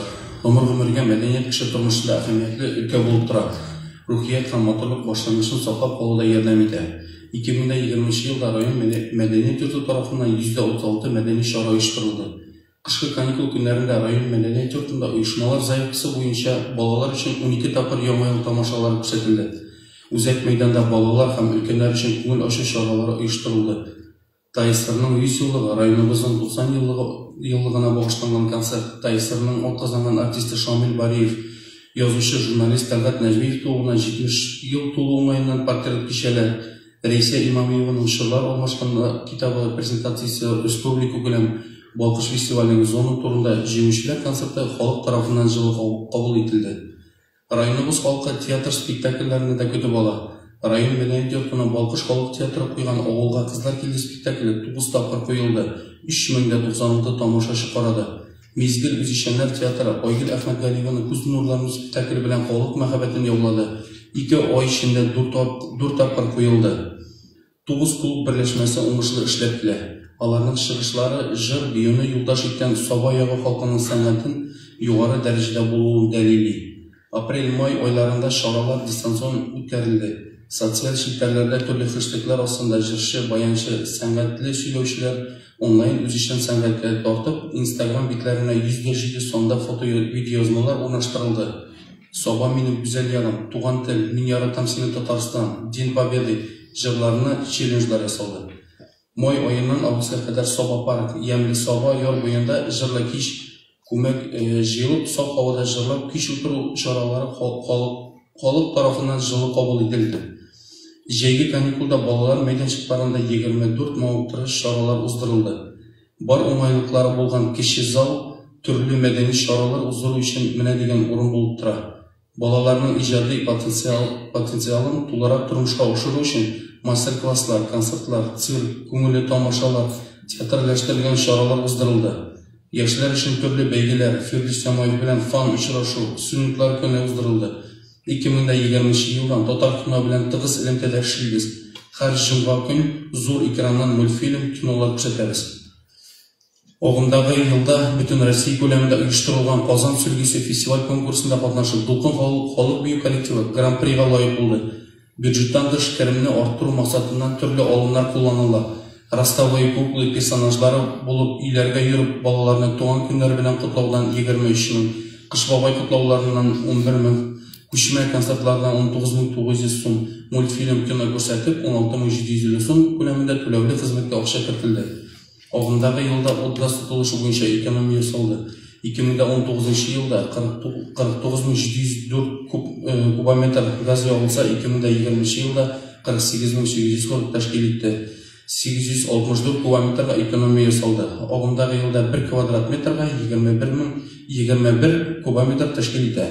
2019 жылда 41.572 киловатт электр энергиясы тұтылды. 2020 жылда 35.426 киловатт, ойырма 6.146 киловатт экономия. Ағымдағы жылда 1 квадрат метрға 15 киловатт тұру келі. 2021 жылда мәдениеттің дәрежесін, сипатын көтеру, халық мәнфағатларын қанағатландыру бойынша ішімізді давам етеміз. Туған тілдер һәм халыклар бердәмлек елына багышланган турсакта без төрле җирләрдә без яшибез татар илендә исем астында фольклор коллективлары арасында бәйге оештырылачак. Барыгызны да мәдәни чараларга көтеп калабыз. Игътибарыгыз өчен бик зур рәхмәт. Рәхмәт Айдар Николаевич. Хәзер сүз бирелә район китапханасы директоры Билалова Ләйсән Ракиповнаға. Рәхмәт итәбез. Hayırlı iş, Reis Nurgaliyev, hürmetli жетекçiler, жиында катнашучылар. Бойлар Собасы бистесі халқына 2 китапхана, район үзәк һәм балалар китапханасы хезмәт күрсәтә. Китапханада югары белемле 14 белгеч эшли. 2020 елда 5277 китап укучы исәпкә алынды. Китап фонды 71496 дәнә тәшкил итә. Балалар китапханаларының фондларын яңартуга җирле акчалардан 20 елда 40213 сум, газета журналларга язылу өчен 87,41 сум акча бүлеп бирелде. 146 исемдәге 169 дәнә китап алынды. 2019 елда чагыштырганда 2020 елда электр һәм газга экономия булды. Китапханәчеләрнең эш максаты халык белән нык элемтәдә булу. Китапханалардагы бай фондларны һәр өйгә, һәр кешегә җиткерү. Китап укуга мәхәббәт тәрбияләү. 2020 елда китап укучыларыбыз белән 2674 чара уздырылган. Федераль, өлкә һәм җирле дәрәҗәдәге 35 төрле конкурста катнаштык. Бу 2018 ел белән чагыштырганда 3 тапкыр күбрәк. Район китапханәсе мәдәният бүлеге белән берлектә үзе оештырган бәйгеләрнең санында елдан-ел арта. Әлеге проектлар китап укучыларыбыз белән даими аралашу, социаль челтәрләрдә татар китабын халыкка киңрәк тарату мөмкинлеген бирә. Милли китабыбызга, аның тарихына мәхәббәт тәрбияләү безнең төп бурычыбыз. Менә бу елгы юбилейлар елы уңаеннан 100 еллыкка 100 китап әдәби марафон игълан иткән идек. Әлеге марафонда барлыгы 478 китап укучы катнашты. Габдулла Тукайның тууына 134 ел тулу уңаеннан район үзәк китапханәсе игълан иткән Саба Тукайны онытмый әдәби марафонында барлыгы 1052 китап укучы катнашты. Иң яшь китап укучыга 2 яшь булса, иң өлкәненә 90 яшь иде. Һәм шунысы кызыклы, безнең үткәргән марафоннарны инде Сабада туып үскән, бүгенге көндә дөньяның төрле якларында сибелеп яшәүче якташларыбыз күтәреп ала. Һәм менә бу марафонда да Теләче, Арча, Питрәч, Балтач, Кукмара, Минзәлә, Казан, Шаллы, Мәскәү, Иркутск, Башкортстан, Улан-Удэ һәм Төмән якларында яшәүче якташларыбыз да катнаштылар. 13-13 дөнья күләм әдәби марафон проектында катнашып, Саба районы 20 елда да республикада беренчелекне алып, Татарстанның иң күп татарча китап укый торган район исеме һәм кубок алды. 2019 елда барлыгы дөнья күләм әдәби марафонда 281 кеше катнашкан булса, 2020 елда аларның саны 672-гә җитте. Бөтен дөнья татар конгрессы уздырган татар авылы конкурсында Саба китапханәчеләре бөтен дөньяга үзебезнең авылларның матурлыгын, туган җиребездә яшәүче кешеләрнең уңганлыгын күрсәттеләр. Катнашучылар һәм иң күп тавыш җыючыларның безнең районда икәнлеген искә алып, конкурсның гран-при бүләгенә Саба районы лаек дип табылды. Халкыбызның милли бизәкләрен киләчәк буынга җиткерү максатыннан район мәдәният бүлеге, җирле Акалпак оешмасы, хәрби комиссариат белән берлектә җиңү кулъяулыгы бәйгесе үткәрелде. Саба районының төрле авылларда чигү осталары тарафыннан 18 мастер-класс үткәрелде. 160-тан артык кулъяулык чигелде. Саба районы оешуга 90 ел тулу уңаеннан Саба район мәдәният бүлеге Ямле Саба проектын тәкъдим итте. Әлеге проект аша туган ягыбызның тарихы, табигате, халкыбызның рухи һәм матди культурасы, бүгенгесе һәм узганын чагылдыручы материаллар тәкъдим ителде. Барлыгы 85 экскурсия уздырылды.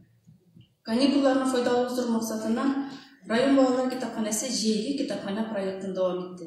Әлеге проект саларында Үзәк китапхананың шәхси Instagram битендә язучыларның тормыш юлы, хикәяләр, шигырьләр һәм иҗатына кагылышлы викторинада катнашып, җавапларын Җәйге китапхана 2020 дәфтәренә даими язарга, үзен теләгәнчә бизәргә кирәк иде. 30 августта Җәйге китапхана 2020-гә йомгак ясалды. Иң актив 45 китап укучы диплом һәм истәлекле бүләкләнделәр. Бүгенге көндә аның дәвамы булып әдәби алан проекты эшли. Көз айларында балалар татар халкының мәкаль, әйтемнәре, сынамышлары белән таныштылар. Проектның җиңүчеләре булып танылган 200 бала район үзәгендә уздырылган татарча чыршы бәйрәмендә иң күп китап укучы бала парадында катнаштылар. Бүгенге көндә проектта катнашучыларыбызның саны тагын да артты. Алар зур кызыксыну белән төрле халыкларның әкиятләрен өйрәнәләр. 2021 ел туган телләр һәм халыклар бердәмлеге елы буларак игълан ителде. Шул уңайдан район китапханәсе сөйләшәм мин туган телемдә исем астында әдәби марафонда катнашырга чакыра. Һәм инде шу залда утырган һәркемне 21 февраль көнне башлана торган шушы әдәби марафоныбызда үзенең туган телендәге әдәби әсәрләр белән үзенең Instagram битендә, ВКонтактеда матур итеп өзекләр урнаштырырга чакырам. Менә шушы ел өчен бик матур туган телебез каршындагы матур бер шара бурыч булыр иде ул безнең. Һәм инде бурычларыбыз да күп, киләчәккә максатларыбыз да, киләчәктә дә яшьләр белән эшләрнең яңа формаларын гамәлгә кертү, барлык клуб берләшмәләренең эшен яңадан тиешле югарлыкка кую таләп ителә. Балалар өчен оештырылган әдәби алан проектында да тагын да күбрәк укучыларның катнаштыруына һәм Ямьле Саба проекты барышында авыллар тарихы буенча тупланган бай мәгълүматларны җыйнап, методик ярдәмлек итеп бастыруны максат итеп куябыз. Игътибарыгыз өчен зур рәхмәт. Рәхмәт сезгә, Ләйсән Рашидовна. Хәзер сүз бирелә туган якны өйрәнү музее җитәкчесе Шәмсетдинов Рафаэль Раифовичка. Рәхмәт итәбез. Хәерле көн, хөрмәтле Рәис Нургали, җитәкчеләр, Саба шәһәр халкы. Саба туган якны өйрәнү музееның 2020 елда башкарылган эшләре һәм бүгенге көнгә эшләре турында кыскача таныштырып китәргә рөхсәт итегез. Музей эшенең өйрәнешләре буенча еллык план нигезендә алып барылды. Ел дәвамында 72 экскурсия, төрле темаларга багышланган 109 чара үткәрелде. Музей экспозицияләрен күзәтү буенча 2814 кеше кабул ителде. Шулар арасыннан Себердән, Дагестаннан, Кубадан кайткан кунаклар да булды. 2019 елда газ тотылышы 2,196 куб метр, 20 елда 2,134 куб метр булып, 0,62 куб метр экономия тәшкил итте. 2019 елда электр энергиясе 1186 киловатт, 20 елда 1014 киловатт тотылып, экономия 172 киловатт тәшкил итте. Су тотылышы 2019 елда 10 куб булса, 2020 елда 10 куб тәшкил итте. Үткәрелгән чараларга килгәндә, тарихны саклаучылар һәм районыбызның күренекле шәхесләре проектлары оештырылып, эшчәнлек алып барылды. Өлкәннәр өчен туган якны өйрәнүчләр берләшмәсе, Саба гимназиясе укучылары белән яшь тарихчылар берләшмәсе оештырылып, ай саен очрашулар үткәрелде. Әлеге очрашуларда тарих белән кызыксынучы өлкәннәребез белән Саба тарихы турында мәгълүматлар тупланды. Агач эшләнмәләргә рәсем ясау буенча мастер-класслар оештырылды. Ачык һавада музей içində 28 күргәзмә куелды. Шулай ук студентларга, укучыларга, район халкына һәм оешмаларга Тассыр төзелүнең 100 еллыгы, район оешуга 90 ел, бөек җыенга 75 ел уңайыннан фәнни методик ярдәм күрсәтелде. Яңа 2020 елга куелган максатларыбыз түбәндәгечә: музейга килүчеләр санын арттыру, музей эшендә экскурсияларны, мәгълүмати чараларны күбәйтү, туган телләр һәм халыклар бердәмлеге елы карата очрашулар, чаралар үткәрү, күргәзмәләр ясау. Саба туган якны өйрәнү музеена нигез салучы Рәйсә Кадретдин кызы Сиражеваны искә алып чәчен үткәрү, шулай ук музей каршында оешкан берләшмәләрнең эшчәнлеген тагын да җанландыру, җәелдерү, яңа проектлар өстендә эзләнүләр алып бару. Шушы пландагы эшләребез 2020 елда илебез һәм көннәребез тыныч, үзебез янсау булып, куйган максатларыбызга ирешеп, башкарып чыгарга язсын дигән теләктә калам. Игътибар өчен рәхмәт. Рәхмәт сезгә. Хәзер сүз бирелә Алим спорт мәктәбе директоры Хисамов Рифат Рибовичка. Рәхмәт итегез. Хурмәтле Рәис Нургалиевич, хурмәтле Сабалар. Спортивная школа Алим Сабинского муниципального района Республики Татарстан начал свою деятельность с 1 февраля 2000 года. Основными задачами спортивной школы «Олимп» является пропаганда и агитация здорового образа жизни среди жителей района, привлечение занятий физической культурой и спортом различных слоев населения, выявление сильнейших спортсменов района для участия в республиканских и российских соревнованиях. По итогам проведения республиканского конкурса рейтинг среди спортивной школы Республики Татарстан за 2019 год спортивная школа «Олимп» находится на 9-м месте из 60 спортивных школ Республики Татарстан. Итог за 2020 год будет проводиться в апреле 2021 года. В настоящее время спортивная школа «Олимп» работает всего 56 сотрудников, из них 26 тренеров и 32 сотрудника.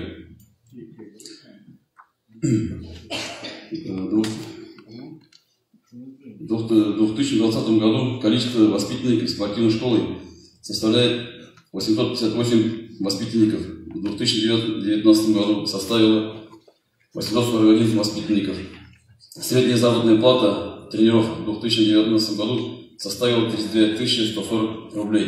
В 2020 году составила 33 тысячи рублей. Средняя заработная плата по учреждению остальных сотрудников составляет 20 762 рубля. В 2020 году составила 22 771 тысячи рублей. Годовой бюджет в 2019 году составлял 48 миллионов 780 тысяч 48 рублей. В 2020 году 41 миллион 693 тысячи 99 рублей. Исполнение в 2019 году составляло 49 692 рубля 759 рублей.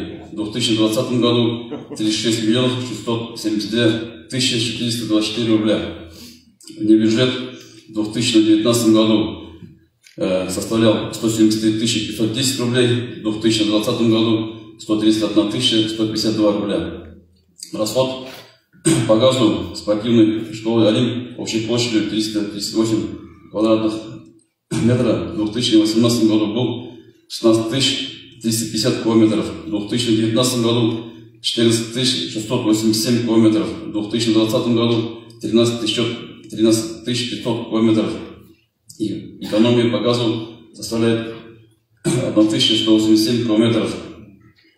Спортивной школы было израсходовано электрической энергии в 2018 году 10 772 киловатт, в 2019 году 10 947 киловатт, в 2020 году 10 076 киловатт, что составило экономию по сравнению с 2019 годом 871 киловатт. Потребление воды составило в 2018 году 117 километров, в 2019 году 122, в 2020 году 88 километров. Экономия по воде составила 34 километра. Расход на спортивные мероприятия в 2019 году составило 16 миллионов 567 709 рублей.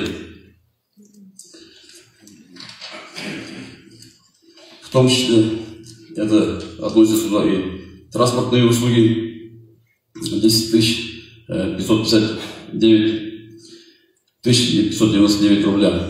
В 2020 году расход на спортивные мероприятия составил 10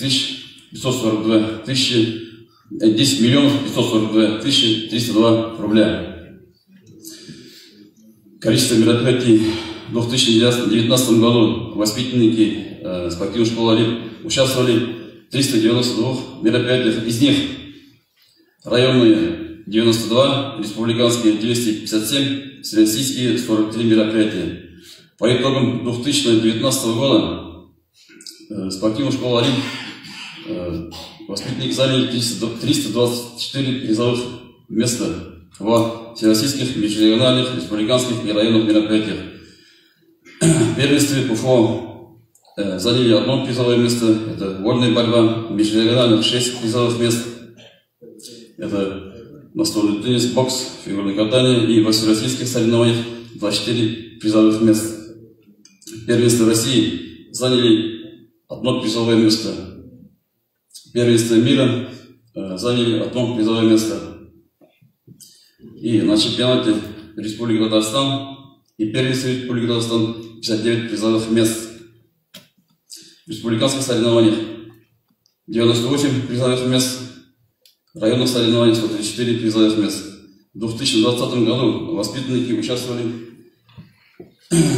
в 264 мероприятиях, из них районные 80, республиканские 153, всероссийские 301 мероприятия. По итогам 2020 года воспитанники они заняли 192 призовые места во всероссийских, межрегиональных, республиканских, районных мероприятиях. Из них первенство ПФО – это 2 призовых мест, межрегиональных 10 призовых мест, во всероссийских 6 призовых мест. В первенстве России заняли 2 призовых места. На чемпионате и первенстве Республики Татарстан 38 призовых мест. В республиканских соревнованиях 46 призовых мест, в районных соревнованиях 79 призовых мест. Также недавно в Казани прошел у нас отбор на участие в специальной олимпиаде, которая будет проходить в Казани в 2022 году. Тоже отобрались у нас 1 это по фигурному катанию, и 3 стали кандидатами для участия. В 2020 году у нас в спортивной школе был проведен ремонт на сумму 171 093 рубля. Были отремонтированы полы и установлен снегоотверждатель. В 2019 году ремонта у нас не было.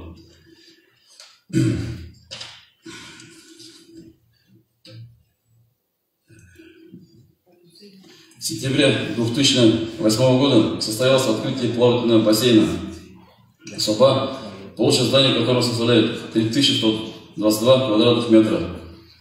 В плавательном бассейне проводятся соревнования спортивной школы «Олимп» и воспитанников бассейна, команд трудовых коллективов районных соревнований в рамках «Третий возраст», а также людей с ограниченными возможностями, и есть возможность создать нормы ГТО. По инициативе и поддержкой главы района Бениханова Раиса Нургалевича воспитанники дошкольных учреждений имеют право посещать бассейн на безвозмездной основе. Это старшие группы 6 детских садов, общее количество которых составляет 167 детей. В 2019 году количество работников составило 51 человек. Средняя заработная плата 17 430 рубля. Годовой бюджет бассейна в 2019 году был 23 953 110 рублей. Исполнение 23 552 рубля 198 рублей.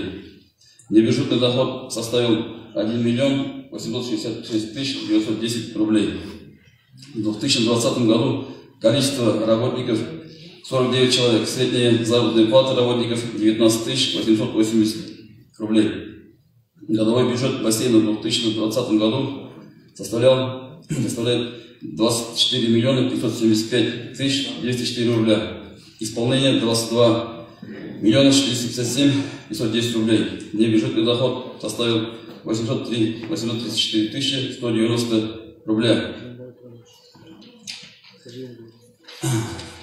Расход по газу составил в 2018 году 330 534 километра, в 2019 году 324 403 километра и в 2020 году 241 094 километра.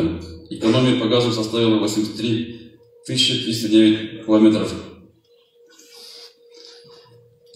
Также в бассейне было израсходовано электроэнергии в 2018 году 383 280 киловатт, в 2019 году 358 320 киловатт, в 2020 году 212 520 киловатт, что составило экономию с 2019 годом 145 800 киловатт.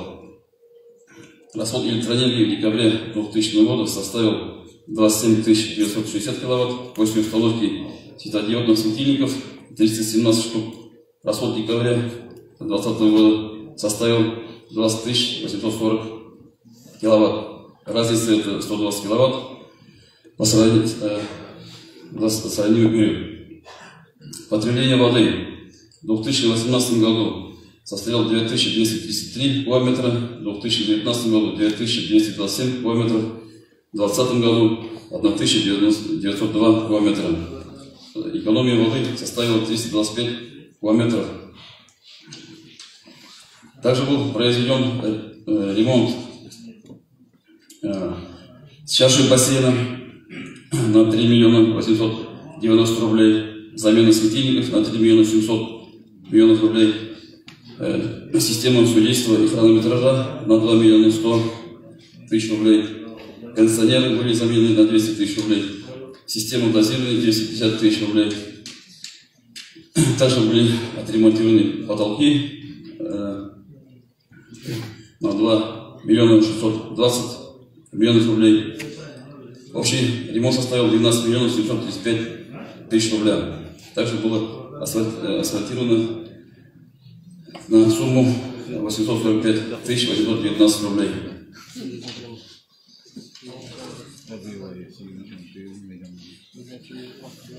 В декабре 2002 года состоялось открытие спортивного комплекса, где созданы все условия для занятий игровыми видами спорта. Единоборствами имеются различные тренажеры для всех желающих заниматься. В здании спортивного комплекса регулярно проводятся соревнования различных уровней, культурно-массовые мероприятия. Площадь здания составляет 1454 квадратных метра. В 2019 году количество работников составило 30 человек. Средняя заработная плата 16 316 рублей. Годовой бюджет спортивного комплекса в 2019 году составил 19 миллионов 994 332 рубля. Исполнение 18 миллионов 25 тысяч 532 рубля. Небюджетный доход 490 рублей. В 2020 году количество работников составлял 1000 человек. Средняя заработная плата 19 917 рубля. Годовой бюджет спортивного комплекса в 2020 году был 16 миллионов 862 тысячи 800 рублей. Исполнение 12 миллионов 324 тысячи 93 рубля. Небюджетный доход 59 300 рублей. Потребление воды. Спортивным комплексом было израсходовано электроэнергии в 2018 году 16 150 киловатт, в 2019 году 15 101 киловатт, в 2020 году 12 160 киловатт, что составило экономию по сравнению с 2019 году 2941 киловатт. Потребление воды составило в 2018 году 1361 километр, в 2019 989 километров, в 2020 году 211 километров. По воде составила экономия 778 километров. Расход на спортивные мероприятия. Расход на спортивные мероприятия в 2019 году составило 10 миллионов 224 649 рубля. В 2020 году 6 миллионов 224 тысячи 851 рублей. В спортивном комплексе в 2019 и 2020 году у нас ремонта не было, но думаю, в этом году провести небольшой ремонт. Доклад окончен. Спасибо за внимание. Hazır sözleriyle Sabahleyin Sport Maktab Direktörü Barmanov Artur Fidaevичке. Хайырлы кеш, Ясын Валерьевич, жетекшілер, жиында қатысушылар. Саба район спорт мектебі муниципаль бюджет учреждениесі Саба муниципаль район басқарма комитетінің 2019 жылдың 15 февраліндегі 131 номерлі қарар негізінде ашылды һәм 6948,5 квадрат метр қойылған бір бинада орнашқан. Бияның жылтыла тұрған майданы 6544,5 квадрат метр тәшкил итә. Саба район спорт мектебінде балаларға һәм яшүсмерләргә буш вакытларында бадминтон, өстәл теннисы, фехтование, шахмат түрләре буенча спорт әзерлеге программаларын үзләштерү өчен тигез шартлар тудырылган. Бүген мәктәптең тренерлар коллективы тотрыклы, аны 10 тренер тәшкил итә. Аларның 8-е югары белемле, 2-се урта махсус белемле. Бадминтон бүлегендә 4 тренер, өстәл теннисы бүлегендә 3 тренер, фехтование бүлегендә 2 тренер, шахмат бүлегендә 1 тренер эшли. Шуларның 3 кешесе югары квалификация категориялы, 6 кеше икенче квалификация категориялы, һәм бер кеше быел гына эшли башлау сәбәпле категориясыз. Тәрбияләнүчеләр саны 2019 елда 430 кеше булса, 2020 елда 449 кешегә җитте. Тренерларның уртача хезмәт хакы 39 мең сум. Учреждение буенча уртача хезмәт хакы 21,190 сум. Еллык бюджет 45 миллион 807 мең 754 сум 78 тиен, үтәлеше 30 миллион 320 мең 891 сум 48 тиен. Бюджеттан тышкары 2019 елда 172 мең 500 сум булса, 2020 елда 571 мең 485 сум 3 тиен. Жылдық электр энергиясы су куллану күләмнәре турында түбәндәгене әйтергә була. Электр энергиясы 2019 елда 89,380 киловатт-сәгатьне тотылса, 2020 елда 70,820 киловатт-сәгатьне тотылган. Экономия 18,560 киловатт-сәгатьне. Су куллану күләмнәре түбәндәгечә: 2019 елда 458 кубометр су тотылса, 2021 елда 621 кубометр тотылган. Бу 163 кубометр артык. Жылдық 2019 елда 414 гигакалорий тотылса, 2020 елда 622 гигакалорий. Бу шулай 207 гигакалорийда артык тотылган. Бу учреждениенең 2019 елда сентябрь айында гына тулы көченә эшли башлап, 2020 елны тулы көченә эшләү белән алмадылар. Саба-Арена универсаль спорт комплексы бинасында үткәрелгән ярышлар саны буенча түбәндәгене әйтергә була.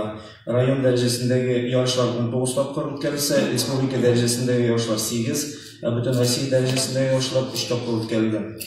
Саба-Аренада шөгыльләнүчеләр 2020 елда төрле ярышларда катнашып, югары нәтиҗәләргә ирештеләр. Республика дәрәҗәсендәге ярышларда беренче урын 12 тапкыр, икенче урын 24 тапкыр, өченче урын 26 тапкыр яуланды. Бөтен Россия дәрәҗәсендәге ярышларда беренче урын 13 тапкыр, икенче урын 12 тапкыр, өченче урын 12 тапкыр яуланды. Халыкара дәрәҗәсендәге ярышларда өченче урын 7 тапкыр яуланды. Саба-Арена спорт мәктәбендә спорт әзерлеге процессын тормышка ашыруның матди-техник һәм медик-социаль шартлары оптималь дәрәҗәдә. Мәктәп базасында 3 спорт зал, тренажерлар залы, урам тренажерлар майданчыгы, спорт майданчыклары, стадион бар. Бу физкультура, спорт һәм сәламәтләндерү өчен тиешле дәрәҗәдә үткәрергә мөмкинлек бирә. Игътибарыгыз өчен зур рәхмәт. Хәзер сүз бирелә Сабантуй спорт мәктәп директоры Габделманов Рамил Нуровичка. Хәерле кичләр, Рәис Нурис һәм җыенда катнашучылар.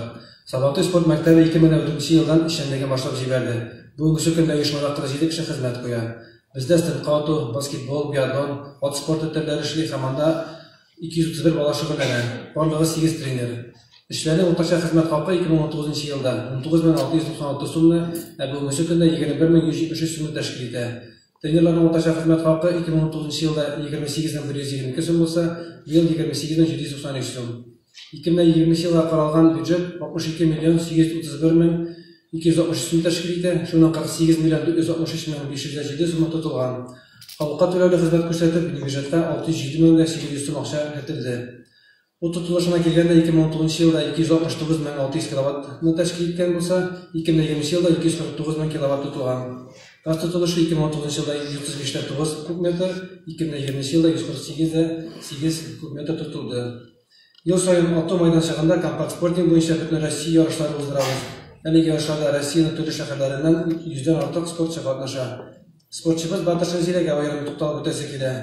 Ул 2019 елда Италия яшьләре арасында узган дөнья чемпионатында алтын медаль яулады. Әлеге алтын медаль Татарстан Республикасы өчен тарихи әһәмияткә ия. Чөнки бүгенге көндә яшьләр арасында мондый югары нәтиҗәгә ирешкән спортчы юк иде әле. Зилә 2020 елда халыкара класслы спорт мастеры исеменә лаек булды.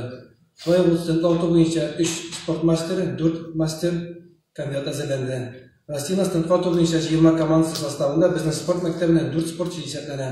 Шуның икесе хәзерге вакытта Египетта узучы сборларда катнашалар. Ат спорты буенча да уңышлар белән әйтеп үтәсе килә. Мәскәү, Самара өлкәләрендә узган Россия күләм ярышларда безнең спортчыларыбыз сынатмады, абсолют җиңүче исеменә һәм призлы урыннарга лаек булдылар. 2020 елда Татарстанның 100 еллыгына, Бик җиңүне 75 елына Саба районының оешманың 90 еллыгына багышланган республика күләмендә берничә этаптан торган ярышлар узды. Әлеге ярышларда Удмуртия, Чувашия, Вяткаланы, Алабуга шәһәреннән килгән спортчылар көч сынашты. Бездә шәкилүче биатлон баскетбол түгәрәкләрендә үзләренең уңышлары белән сөендерә. Биатлон буенча бер спортчыбыз Татарстан җыелма командасы составында Россия күләмендә ярышта катнаша. Әйтергә кирәк, әлеге спортчы биатлонга сентябрь аенда гына килеп керде һәм ул югары нәтиҗәгә ирешә дип калабыз. 2020 елда шулай безнең оешмабыз өчен уңышлы ел булды. Республика күләмендә уздырылган спорт мәктәпләре арасындагы рейтингта безнең Сабантуй спорт мәктәбе 2 урынга лаеклы булды һәм спорт министры исеменнән диплом белән бүләкләнде. Шулай ук яхшы тренер 2020 республика конкурсында безнең студентлар буенча тренерыбыз Алексей Юрий Владимирович 1 урынга лаеклы булды. Спорт министры тарафыннан диплом һәм акчалата премия белән бүләкләнде. 2021 ел дәвамында ат спорты буенча 5, компакт спорты буенча 9 республика күләм ярышлары уздыру планына кертелде. Шулай ук агымдагы елның 24-26 сентябрь көннәрендә компакт спорты буенча Россия кубогының 1 этабы уздырылуы көтелә. Сүзем иматлап, баргызга да шигездә уңышлар, сәламәт булыгыз. Ихтиярчы рәхмәт. Рахмат сезгә. Хәзер сүз бирелә Сабар район үзәк хастаханәсенең баш табиб урынбасары Маймунова Эльмира Османовнага рәхмәт әйтәбез. Сәмсез хәерле кишләр, хөрмәтле Рәис Нургалиев, хөрмәтле җыенда катнашучылар. Бүген районда халыкка медицина ярдәмен район үзәк хастаханәсе, Шәмәдән участок хастаханәсе, лесхоз икшермә табиблык амбулаториясе һәм 41 факт күрсәтә. Аларның материал техник базалары ел саен артыла. 2020 елда Салабаш авылында 3 миллион 349 мең сумга яңа модуль факт төзелде. Районның сәламәтлек саклау өлкәсендә 2 табиб һәм 241 медицина хезмәткәре эшли. 2020 елда 29 табиб һәм 53 урта медицина хезмәткәре квалификациясын күтәрү буенча курслар узды. 2020 елда 5 табиб, эндокринолог, неонатолог, 2 терапевт, уролог һәм 3 фельдшер районга эшкә килде. 2020 елда патология демографик вазгыятькә карамастан Сабар районы Татарстан Республикасында туучылар һәм үлүчеләр саны буенча 2нче урында тора. Районда 413 бала туды. Бу 2019 елда чагыштырганда 46 санга күбрәк. Туучылар санының гомуми коэффициенты 1000 кешегә исәпләгәндә 13,4 тәшкил итте. 2020 елда гомуми үлем күрсәткече 1000 кешегә исәпләгәндә 15,4 тәшкил булды. 2020 елда халыкның уртача гомер озынлыгы 74,5 ел тәшкил итте. Ир-атларның уртача гомер озынлыгы 68,9 яшь, хатын-кызларның 80,7 яшь. 2020 елда эшкә яраклы яшьтәге халыкның үлем очрагы 2019 ел белән чагыштырганда 20%-ка кимеде. Районда барлыгы 4448 инвалид яши. Шуларның 234 балалар һәм 68 бала югары урта дипломда тәрбияләнә. Беренче тапкыр инвалид дип өлкән яшьтәге 90 кеше һәм 7 бала билгеләнде. Диспансер һәм профилактик тикшерүләрне эшкә яраклы яшьтәге 2266 граждан һәм 322 Бөек Ватан сугышы инвалидлары һәм тыл хезмәтчәннәре узды. Диспансеризация үткәрү һәм медицина ярдәмен илә башкару өчен 2 күчмә бригада оештырылды. 2020 елда пандемия аркасында өлкән яшьтәге гражданнарга һәм аз хәрәкәтләнүче пациентларга безнең медицина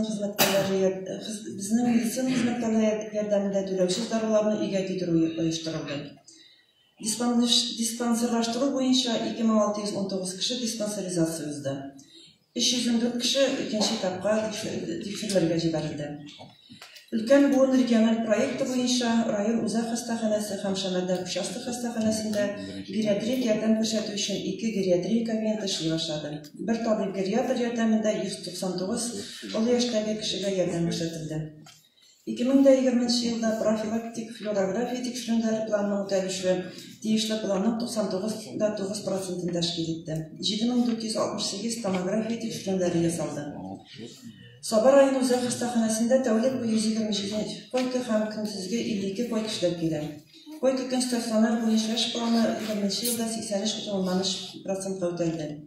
2 ашыгыш медицина ярдәме бүлеге тарафыннан бу Сабарда һәм Шәмәдәндә 10635 кешегә ярдәм күрсәтелде. 2020 елда миокард инфаркты диагнозы 20 пациентка билгеләнде.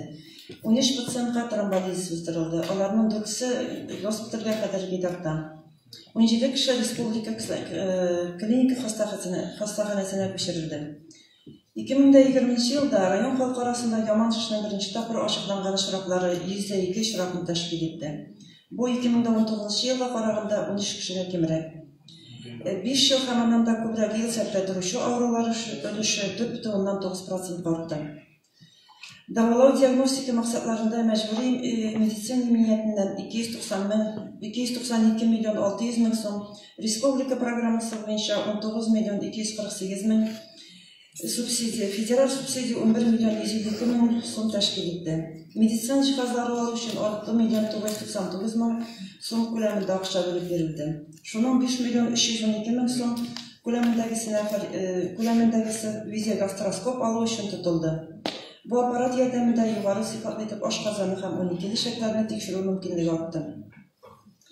Иртә стадияларда авылларны ачыклау, дәвалау профилактика ярдәме күрсәтү, авыл җирендә яшәүчеләргә медицина хезмәтләренең үтемлелеген һәм сыйфатын арттыру максатында медицина тикшерүләрен үткәрү өчен 2020 елда фельдшер-акушерлык пунктларына 2 мобиль Лада Гранта, УАЗ Патриот машиналары, ашыгыч ярдәм күрсәтү өчен санитар транспорт Ford Transit кайтарылды.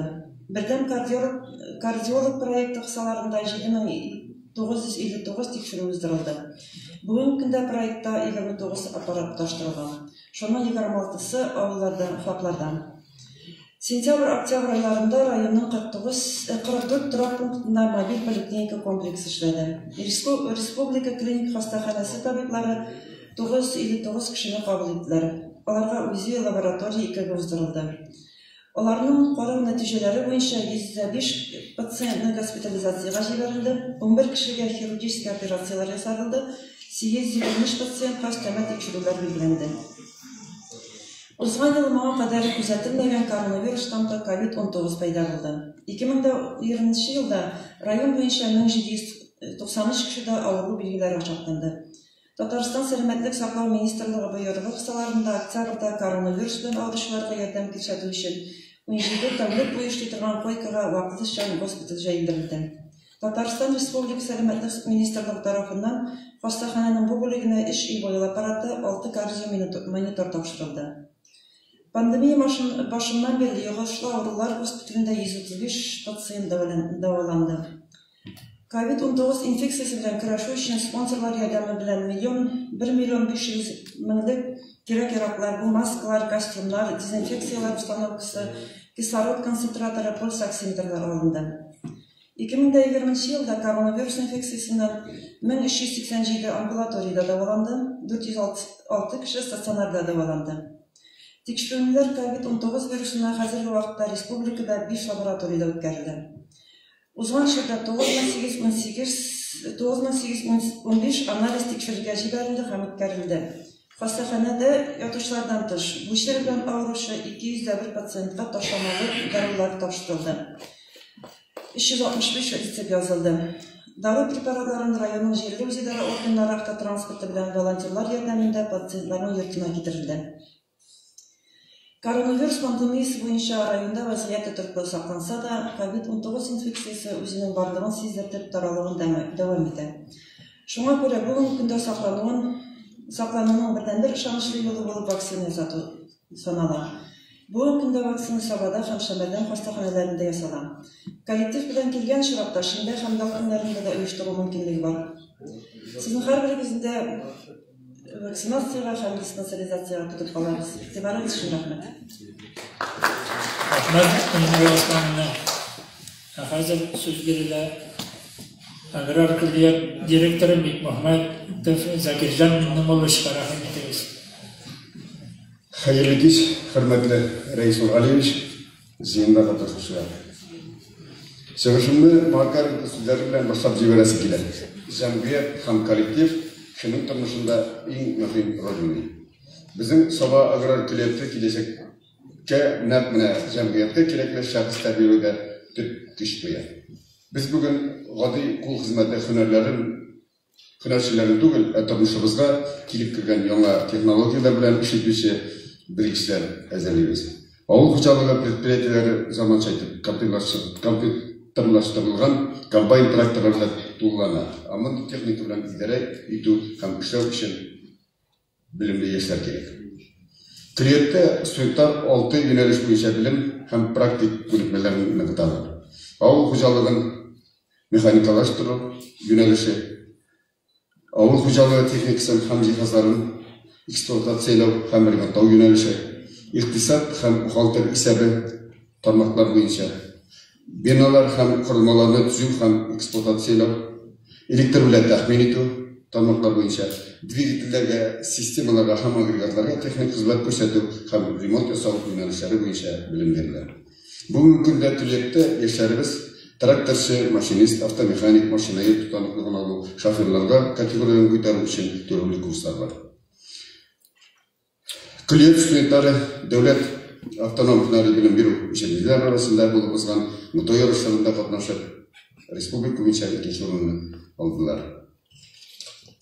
Һөнәри белем бирү автоном учреждениеләре арасында уза торган спорт ярышларында безнең студентларыбыз инде призлы урыннан бер дә калганнары юк, 1нче, 2нче, 3нче урыннарны стабильно алып баралар. Яшь профессионаллар WorldSkills Russia чемпионатында катнашып, 3нче курс студенты Шакирҗанов Рүзәл авыр техникага хезмәт күрсәтү компетенциясендә 2нче урынны ала алды. 2нче курс студенты Хазиахметов Фәнзил Фәнисович авыл хуҗалыгы машиналарын эксплуатациялау компетенциясендә катнашып 2нче урынны алды. 2нче курс студенты Зарипов Ильяс Камилович җиңел машиналарны ремонтлау дигән компетенциядә 3нче урынны яулады. Хамид Исмагилов Илмер цифровое земледелие компетенциясендә 3нче урынны яулады. Начинающий фермер интеллектуаль уеннарында Төлекебезнең командасы Салихова Милена, Ахмадуллина Камила, Исмагилова Эльвиналар Россия буенча һәм инде чыктаралар международный уровеньда 1нче урынны яулый алдылар. Золотая Луковка бизнес проекты белән дә халыкара компетенциясендә катнашып, шушы команда 1нче урынны яулады. Пробы экономический диктант олимпиадасында катнашып, студентларыбыз тоже 1нче, 2нче урыннарны алып баралар. Мөхәммәд Галиев Рамис Радик улы югары дәрәҗәдә теоретик белем бирү компетенциясендә үзен профессиональ яктан күрсәтеп, Татарстан Республикасы Мәгариф һәм фән министрлыгына тарафыннан грамота белән бүләкләнде. Студентларыбыз һәм хезмәткәрләребез ашханада түләүсез туклана алулары белән Рәис Нургалиевич сезгә без бик зур рәхмәт итәбез. Монда туклану гына түгел, инде безнең бөтен клиентларда булмаган бер җиддәдәге без үзебезнең студентларыбызны шимбә көнне өйләренә кайтарып куябыз автобус белән. Һәм инде понедельник көнне кире барып алабыз аларны яшәү урыннарыннан. Һәм инде яңадан да тулай таракта бүген безнең студентларыбыз бер тиен акча түләгәннәре юк. Ушта яшиләр, һәм аларның басы белән инде без Рәис Нургалиевичкә рәхмәт хәрвәттә безнең ярдәм кулыгызны сузып торасыз һәм хәрвәттә безне кайгыртып яшисез. Бик зур рәхмәт сезгә. Бүтән коллектив исеменнән студентлар исеменнән.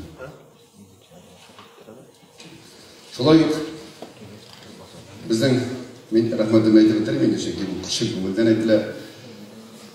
Республикабызда соңгы 30 елда профтехобразование системасында бер генә дә яңа биналарны салынганы юк. Безнең үзебездә менә соңгы 10 елда дип әйтегәндә тулай торак төзелде. Мәсәлән, 10 ел булды. Мәсәлән, рәхмәт. Җегетләребез газ-синсовый эшләр бүген 3 ел булды. Һәм менә яңасы салынырга тора. Ансыннан бөтенләй 5 йолдызлы дип үз алдына фаразны без аны проектын карадык. Анда 4 балага 64 квадрат метр һәр бүлмә сайын телевизор, холодильник, шуны хәтле уңайлы тулай торак салынырга тора. Һәм яңадан да инде яңа бина салынды. Инде бөтенләй прорыв булды, прогресс булды. Чөнки мондый бина бер җирдә юк. Менә күптән түгел булып узган безнең шушы нидә аграр клет басында үткән 27 январда 21 работа техника буенча WorldSkills ярышлары булып узган иде. Ярыш нәтиҗәсе булып клеткә роботлар кайтарылды. Замана таләпләре бүгенге көндә укыту процессында гына түгел, башка юнәлешләрдә дә бу үзгәрешләрне кабул итә. Күпчелек оешмаларда эшне автоматлаштыру процессы бар һәм безнең студентлар шушы таләпләргә туры килерлек стандартларга буйсынырга тиеш. 2нче елга работа техника компетенциясендә катнашып призлы урын алачак дигән өмет белән бүгеннән әзерләнә башладык. Рәхмәт булсын шундый работа техника әле безнең клиентларга бөтенләй килмәде. Менә президенттан булып безгә керде. Һәм инде шушы яңа бинабызда мөмкинлекләрне күреп килгән Россиядән кунаклар сездә бик җайлы, бик рәхәт һәм уңайлы итеп эшләнгән. Буларның барысына да инде Президентimiz Рөстәм Нургалиевичкә һәм Рәсәйгә бик зур рәхмәт. Менә килеп күрмичә, анда йөрмичә, аны аңлап булмый, кіріп жүріп шыққан сайын рахмет сөздер жеткіресі келе мына бір күнгіне біздің тілешілер келіп қонақ болып кеткендер еді. Қарадылар, ерділер, енді соны орын біздің актовый залда бетінде сонда бір оқытушы бастыдағы біз ойлаған едік нәрсеге шақырдылар, нәрсеге мұнда кетірділер деп уақыт әрем өткәрі береміз деген фикірні ойлаған едік. Бұна келіп шыққаннан соң ол мұндай фикір жеткенді. Мұнда біздің Телеші районының бүтін мектеп директорлары һәм ондағы жетекшілеріне кетіріп көрсетесіз мұндағы болған әйберіне һәм сізді деп. Ол базаның шундай нық болуы, енді біздің келешек бұның нықлы тұрмышқа кіріп кетерге бүтін мүмкіндігін көрсетеді. Рахмет, Александр. Һәм енді біздің шунсы әзірек минусияғы бар. Бірші тұрған мәселе немесі. Бізде барлығы 373 студент оқиды, шының 39%-ына салады. 61% шеттен келіп оқидар. Көбірек келіп оқысынлар еді, çünkü мұндағы мүмкіндіктер біле файдаланып, бүтінесі бұшқа бірінші шығым жоқ. Стипендиясында өздеріне төлеп барамыз. Бір мейнада кірген ем шолай, енді тәрбиешідегі біздің бірінші қойылған биік физикабыз Альберт Эйнштейн айтқан білімді балаға қарағанда жоқ. Ол айтқан основной целью школы должно быть воспитание гармоничной личности деген, а не специалисты. Біздің бірінші шартта енді басымдан себіз тәрбиешіні, һәм енді Туфанның айтқан бетіндені білімді балаға қарағанда тәрбиелі бала керегірек деп. Мына бұл мәселеде біз күш қоямыз, һәм енді бірінші шартта біздің сондай ішіміз білен районымыздың жетекшілері бек қанағат әтенелер, бек қанағат баланың өзгергендері білен қамында өздері деген бек олар шатланалар, олар тұрмышта көпмеден дәрежеде өзінің орындарын таба алуға. Мұнда шығындарға келгенде яңа оқыту лаборатория корпусы пайдалануға тапсырылды. Аңа да қарамастан біздің шығындар қаманда кебіп бара, çünkü бұл яңа корпус бек экономный болып шықты. Онда жыллық энергиясына көп кетпей, электрда әз жағыла, çünkü бұл соңғы технологияларына салынған. Қаменде мына бұл соңғы елінің күн ikisini çalıştırып бере алам. Біздің экономия бара электроэнергиясында 8960 киловатт, су 49 километр, отопление да тоже 186 килокалорий экономия бара. Мұнда шығышыны тамамлап мені шуны істеп айтасы келе. Оқытушы ұста артист, ләкин аңа қол шапмайлар. Ұста скульптор, ләкин аны көрмейлер. Ол яқшы табип, ләкин аңа пациентлары бик сирек кенә дәвалаған үшін рахмет етеді. Қайбіреулері қай вақыт дәваланырға да тіләмей. Арыфлану үшін қойдан күш алырға соң. Бары тек өзіңнің қызметіңнің биіктігінен. Һәм енді оқытушы Мұхаммед Пейғамбарымыз да айтқан бетінде шын оқытушының барысындағы ижбаққа шаратсыз конкурссыз кіртірмін деген. Әне үшін алай деп айтқан. Мәккеге барған 600 мың кішінің алсана кіртірмін деген. Шын оқытушының барысында кіртірмін деген. Әмеден біздің күлетті тұрышалар, оқытушыларымыз, алардың барысында ижбаққа кіртілік деп айтырайым. Райсан сіздің тарафтан бұлды бетінде хан методын кіртіп жіберге. Олар онда да түзділер, бұл бит моторғына кіріп кетті, һәм өзінің зор эффектін бере шын бағынасында бек зор рахмет сізге міне мұнсы үшіндеген оқушыларға жеңілейді оқырға. Жеңілейді түгіл. Олар енді ауыртып больницада салардан, или қояда күшті саларда, олар күн сайын шушы хан методынан кіріп сайтқа өздерінің бүтін дәрістерін оқилар, оқытушыға жіберелер, һәм контакт қашанда бүтін. Һәм бұл коронавирус башланғанда да біздің бір проблема тумады. Біз электриче оқыған, солай жеңілгені кіріп кете алдық, һәм мен тағын бір мәртебе шуашылығын үшін сізге рахматымыз жеткенін бүтін коллективистіміне. Башта сіздің сөйткен болсалар, соны мұнаға рахмат етелер. Шынын дұршылар. Енді сөзімді мақтап оқытушы ұлы қызмет талап етуші ғана бұл өлкеде ішлеуші барлық ғана иелеріне мен тілер едім. Бек зор сабырлық қызметтерінде оңышылар. İhtibarınız için bize rahmet.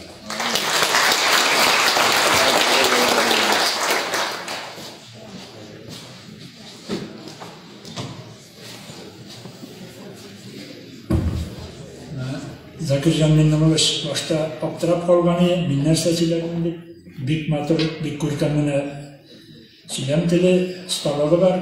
Şuna göre bik zor rahmet.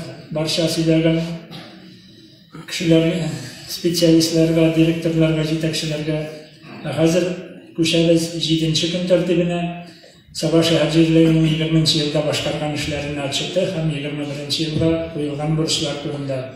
Bunlar turunda uzun çilep giden. Hürmetli Sabah şehircilerinde yaşayışı građanlar. Yıldağı bugünkü jyğınga uzgan 2020 yılga yılgılağı yasar, 21. yılga maksatlar hem borçlar bilgilerge jyğıldı. 2020 yıl vakıyalar boy buldu.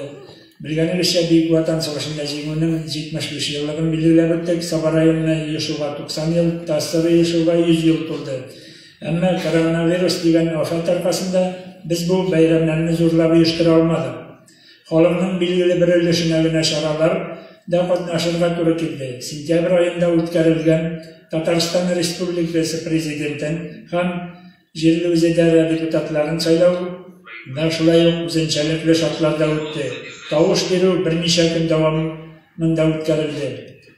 Sabah şehircileri Sovyeti o'zining ishchanligini Rossiya Federatsiyasida yerli o'zidalarini uyushtiruvning umumiy prinsiplari turindagi 131 federal zakonga ham mustahkam negizlanib olib boradi.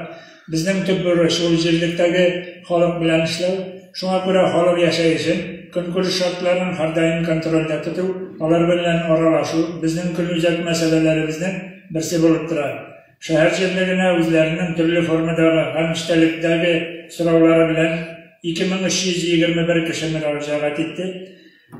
Yıl boyunca barlığı 93 yazmaşa ariza kirdi. Bu arizalar turli instansiyalarga jiberilib, ulardan javob xatlari kelib, bu građanlarga yozmaşa ravishda jiberildi. Sabah şehirciligi bilemasine, Boylar Sabahı şehir tibindagi bestasi, ham o'rta Sabah o'g'li yerlikda bugungi kunda barlığı 9115 kishi yashaydi. 2019 yılda 9021 kishi bo'lgan. 94 kishiga ortgan. Shuning 8988 Sabahda, 127 kishi o'rta Sabahda yashaydi. Xo'jaliklar soni 3205 xo'jalik, shuning 3128 Sabahda, 77 xo'jalik o'rta Sabahda. Ko'pqatliklar soni 46, ularda barlig'i 942 kvartira hisoblanadi.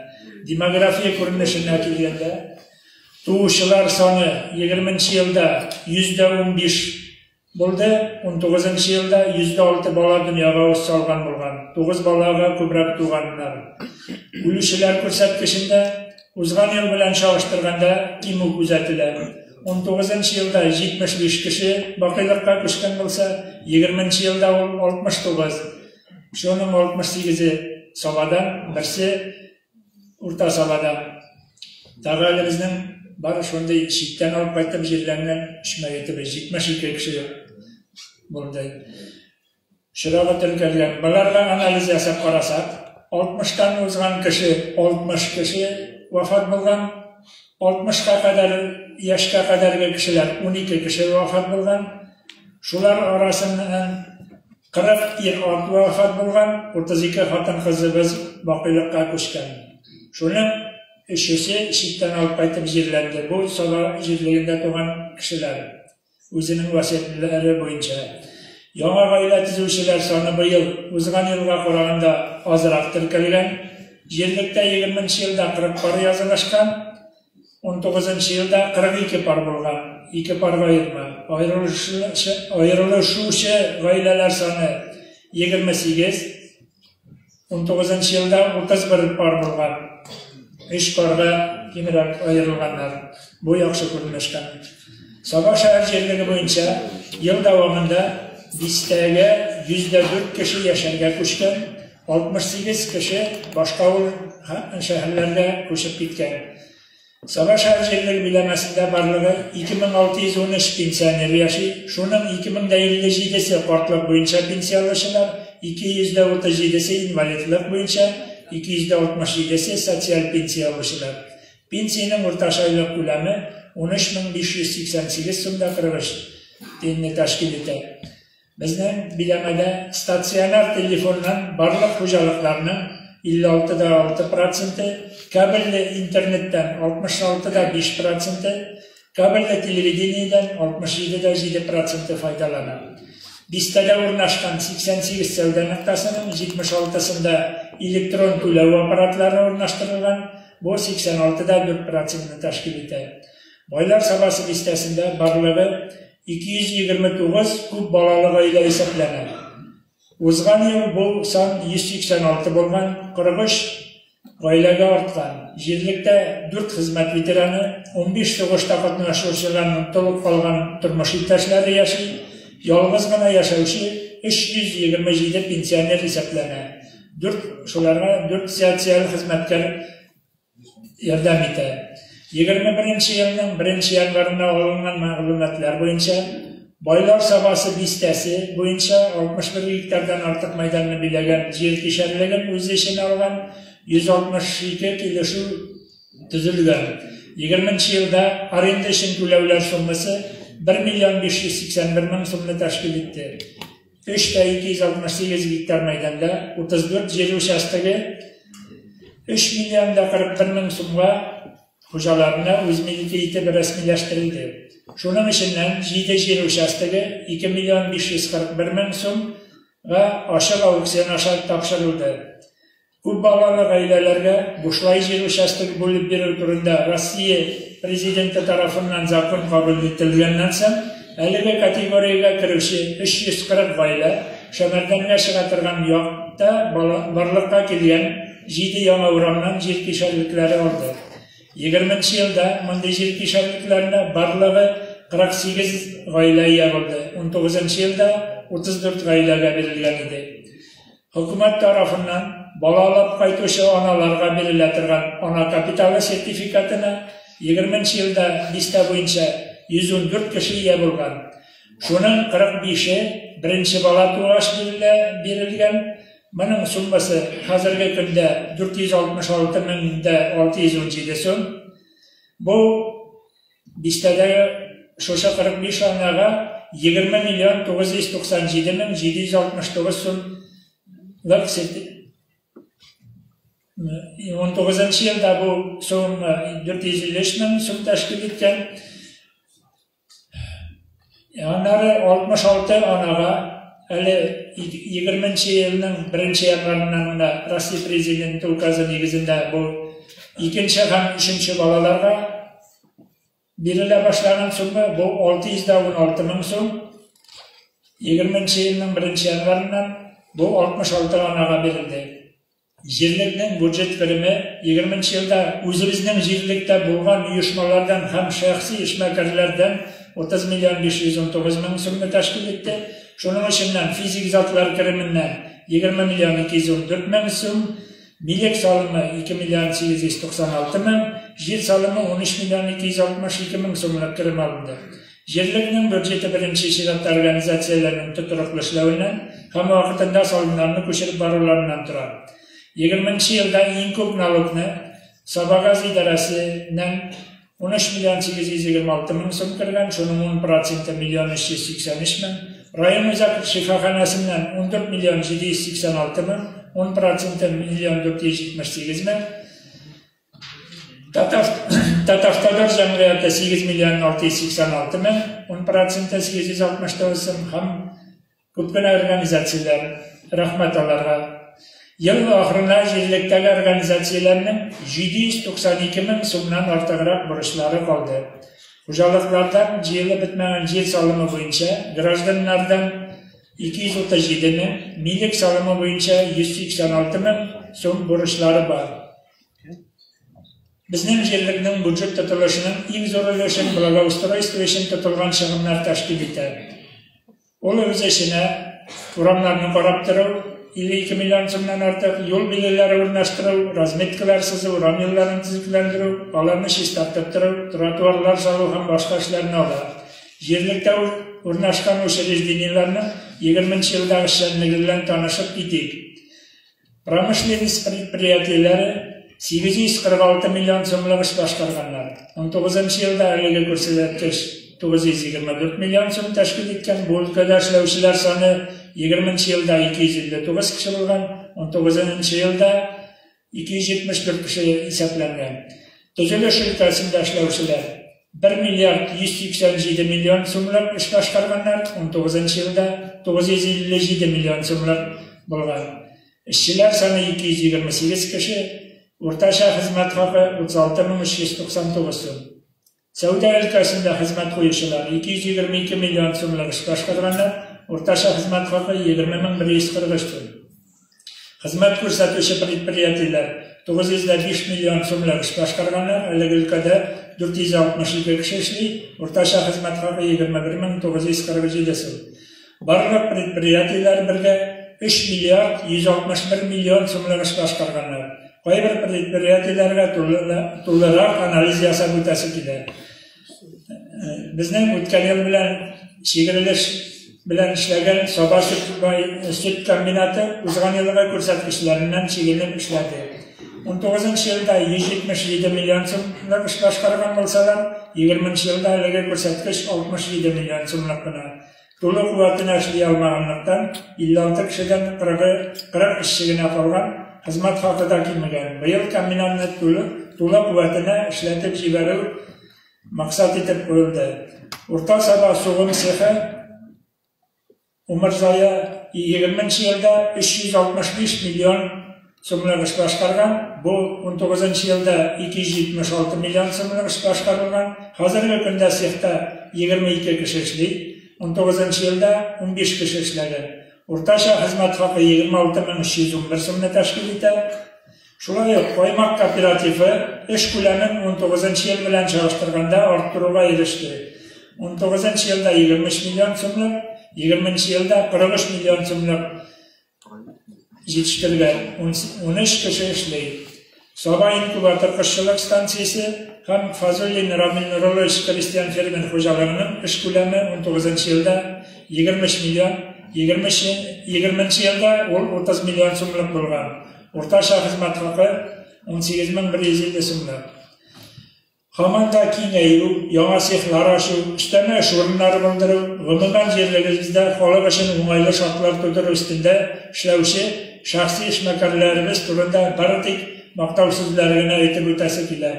Mana ular: Ipa Karimov Bulat Rinatovich Xolaslar Shestartuv kiptiri bo'yicha sex ochdi. Ipa Abdullin Dilvis Raisovich jigin mashinalarining ko'zafini remontlash bo'yicha yangi sex ochdi. Ipa Abubakirov Olmaz mebeljiyu bo'yicha yangi sex ochdi. Kafaha Fazlin Ramil Nurullovich inkubator sex ochdi. Bu yildan yangi inkubatorda ish boshlanishi. Normalda Ferdinand Rifqatovich avtomobil dvigatellari remontlash bo'yicha yangi bino tuzdi. G'afiyatullin Alina Tahirovna motorlik saloni ochdi. G'aliyev Marat Vasilovich banket zali tuzdi. Ham ishlay boshladi. Vilmiyev Ilfat Faridovich xo'jalik tovarlari kibetini yangi zo'r yonqirma kibet ishladi. Mustafa Noinur Ibragimovich sir yetishtiruv bo'yicha yangi sex ochdi, ishlay boshladi. G'alimov Ilnur Salimovich avtomoyka ham shina montaj ochib jibardi. Hafizov Rushan Qosimovich plasmas granula sex ochib jibarib ishlay boshladi. Shihabuddinov Marat Rashidovich Batavoy ximiya tovarlari ishlov sexin arendaga olib ishlay boshladi. Ularga olg'a tabada shaxsiy ishmakarlar safi siraymaymasin, ularga hukumatimizda tegishli yardamin solsin degan tilakda qolasi keladi. Yerlikning yashayishi, iqtisodiy yoqdan niqlaga yetishtiruvchi ham xizmat ko'rsatuvchi uyushmalarning ko'pligini, ularning yaxshi ishchanlik natijasini bayli. Yetishtiruvchining tub maqsadi albatta endi tobish olish. Shusha tobishning bir ulushi yerli budjetga solinib kiradi. Ishi ham o'rta ishmakarlik bo'yicha shaxsiy ishmakarlar, Kristian fermer xo'jaliklari, javoblari shaklangan jamiyatlar, kooperativlar soni o'ngishli ishlab keladi. Бүгінгі күнде жергілікті 306 шәхси ишмәкәр һәм крестьян фермер хуҗалыклары 310 акционерлік җәмгыяте җитештерү кооперативлары исәпләнә. Алга таба кеше эшмәкәрлек үсешен тагын да киңәйтү, законлаштыру максатында 28 елга кадәр сынау рәвешендә Татарстан Республикасы буенча самозанятость үз мәшгульлек программасы гамәлгә кертелгән иде. Әлеге программа 20 елда җирлектә яшәүче 226 кеше теркәлгән. Гомумән алганда программа эшли башлаган көннән алып исәпләсәң, андыйлар саны 374 кеше. Алар техника белән хезмәт күрсәтүчеләр, маникюр ясаучылар, кондитер продукциясе җитештерүчеләр, халык телендәге әйтсәк шабашниклар, йорт һәм фатирларын арендага бирүчеләр, әлеге өстенлекле юнәлештә эшләүчеләр аның файдасын күрәләр. Табыш бирүче тармакларның берсе авыл хуҗалыгы. Безнең җирлектә әлеге өлкәдә юлбат җаваплылыгы шикләнгән җәмгыятенең урта саба бригадасы крестьян фермер хуҗалыклардан Ибраһим Әнисе, Халиков Радик Ясович, Фазуллин Рамин Нурович, Фазуллин Фанзил Рамилович, Абдрахманов Ришат Мәдәрис нәтиҗәле эш алып бара. Бу оешмаларның 20 елда җитештергән продукция күләме 119 миллион сумны тәшкил итте. Җирлектә шулай ук авыл хуҗалыгы һәм азык-төлек министрлыгы тарафыннан бирелүче грант алучылар да бар. 20 елда Насибуллин Илгиз сарык үрчетү юнәлешендә 300 башка кадәр 2 миллион 700 мең сумнан артык күләмдә грантка ярылды. Бүгенге көндә торак төзелеше эшен алып бара. Җирлек территориясендә урнашкан урта саба җәмгыяте 95 миллион сумлык продукция җитештерде. 2230 гектар шәшүлек мәйданы бар, гектарыннан 33,5 центнер уңыш еп алынган, хуҗалыкта 260 баш сыер исәпләнелә, бер сыердан елына 5661 килограмм сөт савылды. Бер башка еллыгын җитештерү 301 килограммны тәшкил итә. Җирлектә йорт яны шәхси хуҗалыкларында асралучы мал башсаннары тоттырыклы саклана. Бүгенге көндә хуҗалыкларда 551 баш мөгезләре терлек исәпләнелә. Шуның 93 сыерлар, 225 кәҗә, 285 сарык исәпләнә. Татарстан Республикасы Министрлар Кабинетының карарын тормышка ашырып, шәхси хуҗалыкларда савым сыерларның һәм кәҗәләрнең башсаннарын саклап калу максатыннан хөкүмәт тарафыннан сыер башына карап 2000-нән башлап, кәҗәгә 500 сум исәбеннән субсидия бүленеп, алар вакытында хуҗаларына тапшырылды. Сыер асраучыларга 248,700 сум, кәҗә асраучыларга 42 мең, моннан тыш ветеринар хезмәтләр күрсәтү максатыннан 20,700, чеби үрдәк һәм казбаткалары алучы гаиләләргә 965,585 сум субсидия түләнде.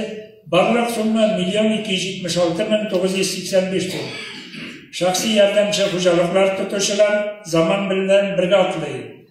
Банклар бирә торган кредитларны абзал кура салу һәм яңарту өчен материаллар алу максатыннан 20 елда 22 кеше алган 7 миллион сумнан артыграк Россельхозбанк аркылы исә яңа төр авыл хуҗалыгы кредитлары, сельхоз ипотека кредиты 3% торак сатып алу өчен бирелә торган кредит инде бу 25 кеше шундый кредитка ия булган.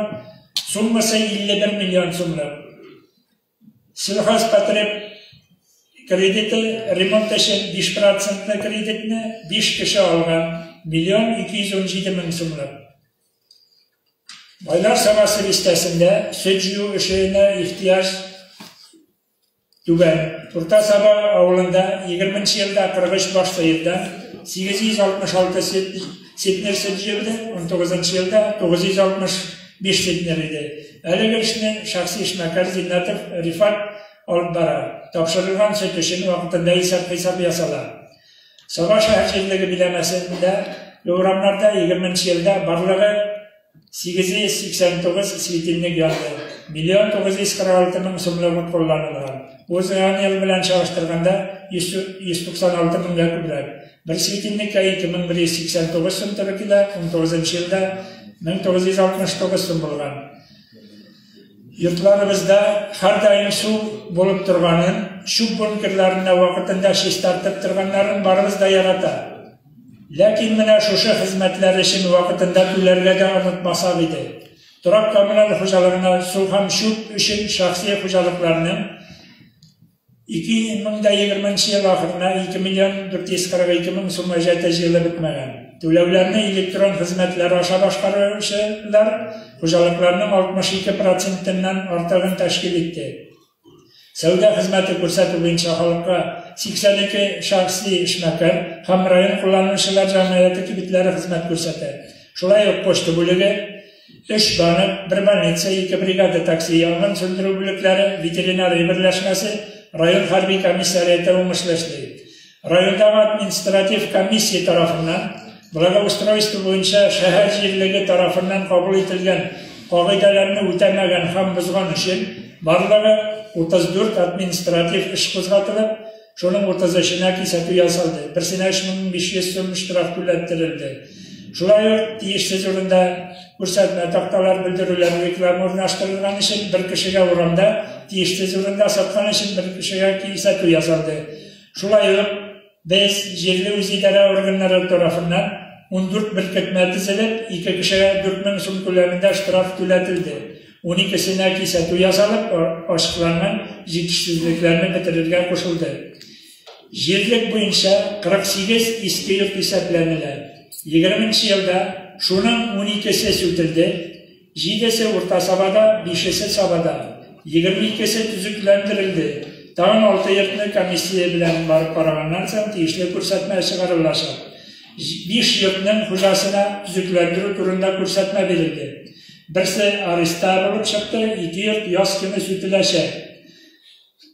Rayonning baliq bo'lmagan bolalar bilan ishlash komissiyasi tomonidan shulay zo'r ko'lamda ish boshqarildi. 20-yilda bista bo'yicha sotsial yoqdan qo'rqinish halla deb hisoblangan 5 oila hisobda turdi. 3'si spirtli ichimliklar qo'llangan uchun, 2'si bola ehtiyojlarini o'tamagan orqasida. Bugungi kunda 2 oila hisobdan tushirildi. Administrativ huquq buzuv kodeksining 3.1 statyasi negizida bolalar saqlanmasligini ham ularning o'sishini ziyon keltiruvni kesatuv choralarini ta'min etuvga qarata talablarni o'tamagan uchun 8 atiyaniga kesatuv yasaldi. 535 statya negizida ota-onalarning yoki boshqa zakon vakillarining baliq bo'lmaganlarni tarbiyalash bo'yicha burchlarini o'tamagan uchun degan statya 16 birkatma tizildi, 6 kishi kesatuv oldi. 1850 so'mlik ishtirok to'latildi. Shulay administrativ huquq buzuv kodeksining 26.1 statyasi negizida odatdan tashqari yoki yana barliqqa keluv qo'rqinishi bo'lganda o'z-o'zini tutuv qoidalarini o'tamagan uchun 5 birkatma tizildi, 4'si kesatuv oldi, birisi 1.000 so'm ko'lamida ishtirokqa tortildi. Umuman olganda 20-yilda boylar sabasi bistasi bo'yicha zo'r tuzilish ham remont ishlari boshqarildi. Rayon harbiy komissariyatida, Yuzu basseynida zo'r ko'lamli kapital tuzuklantirish ishlari boshqarildi.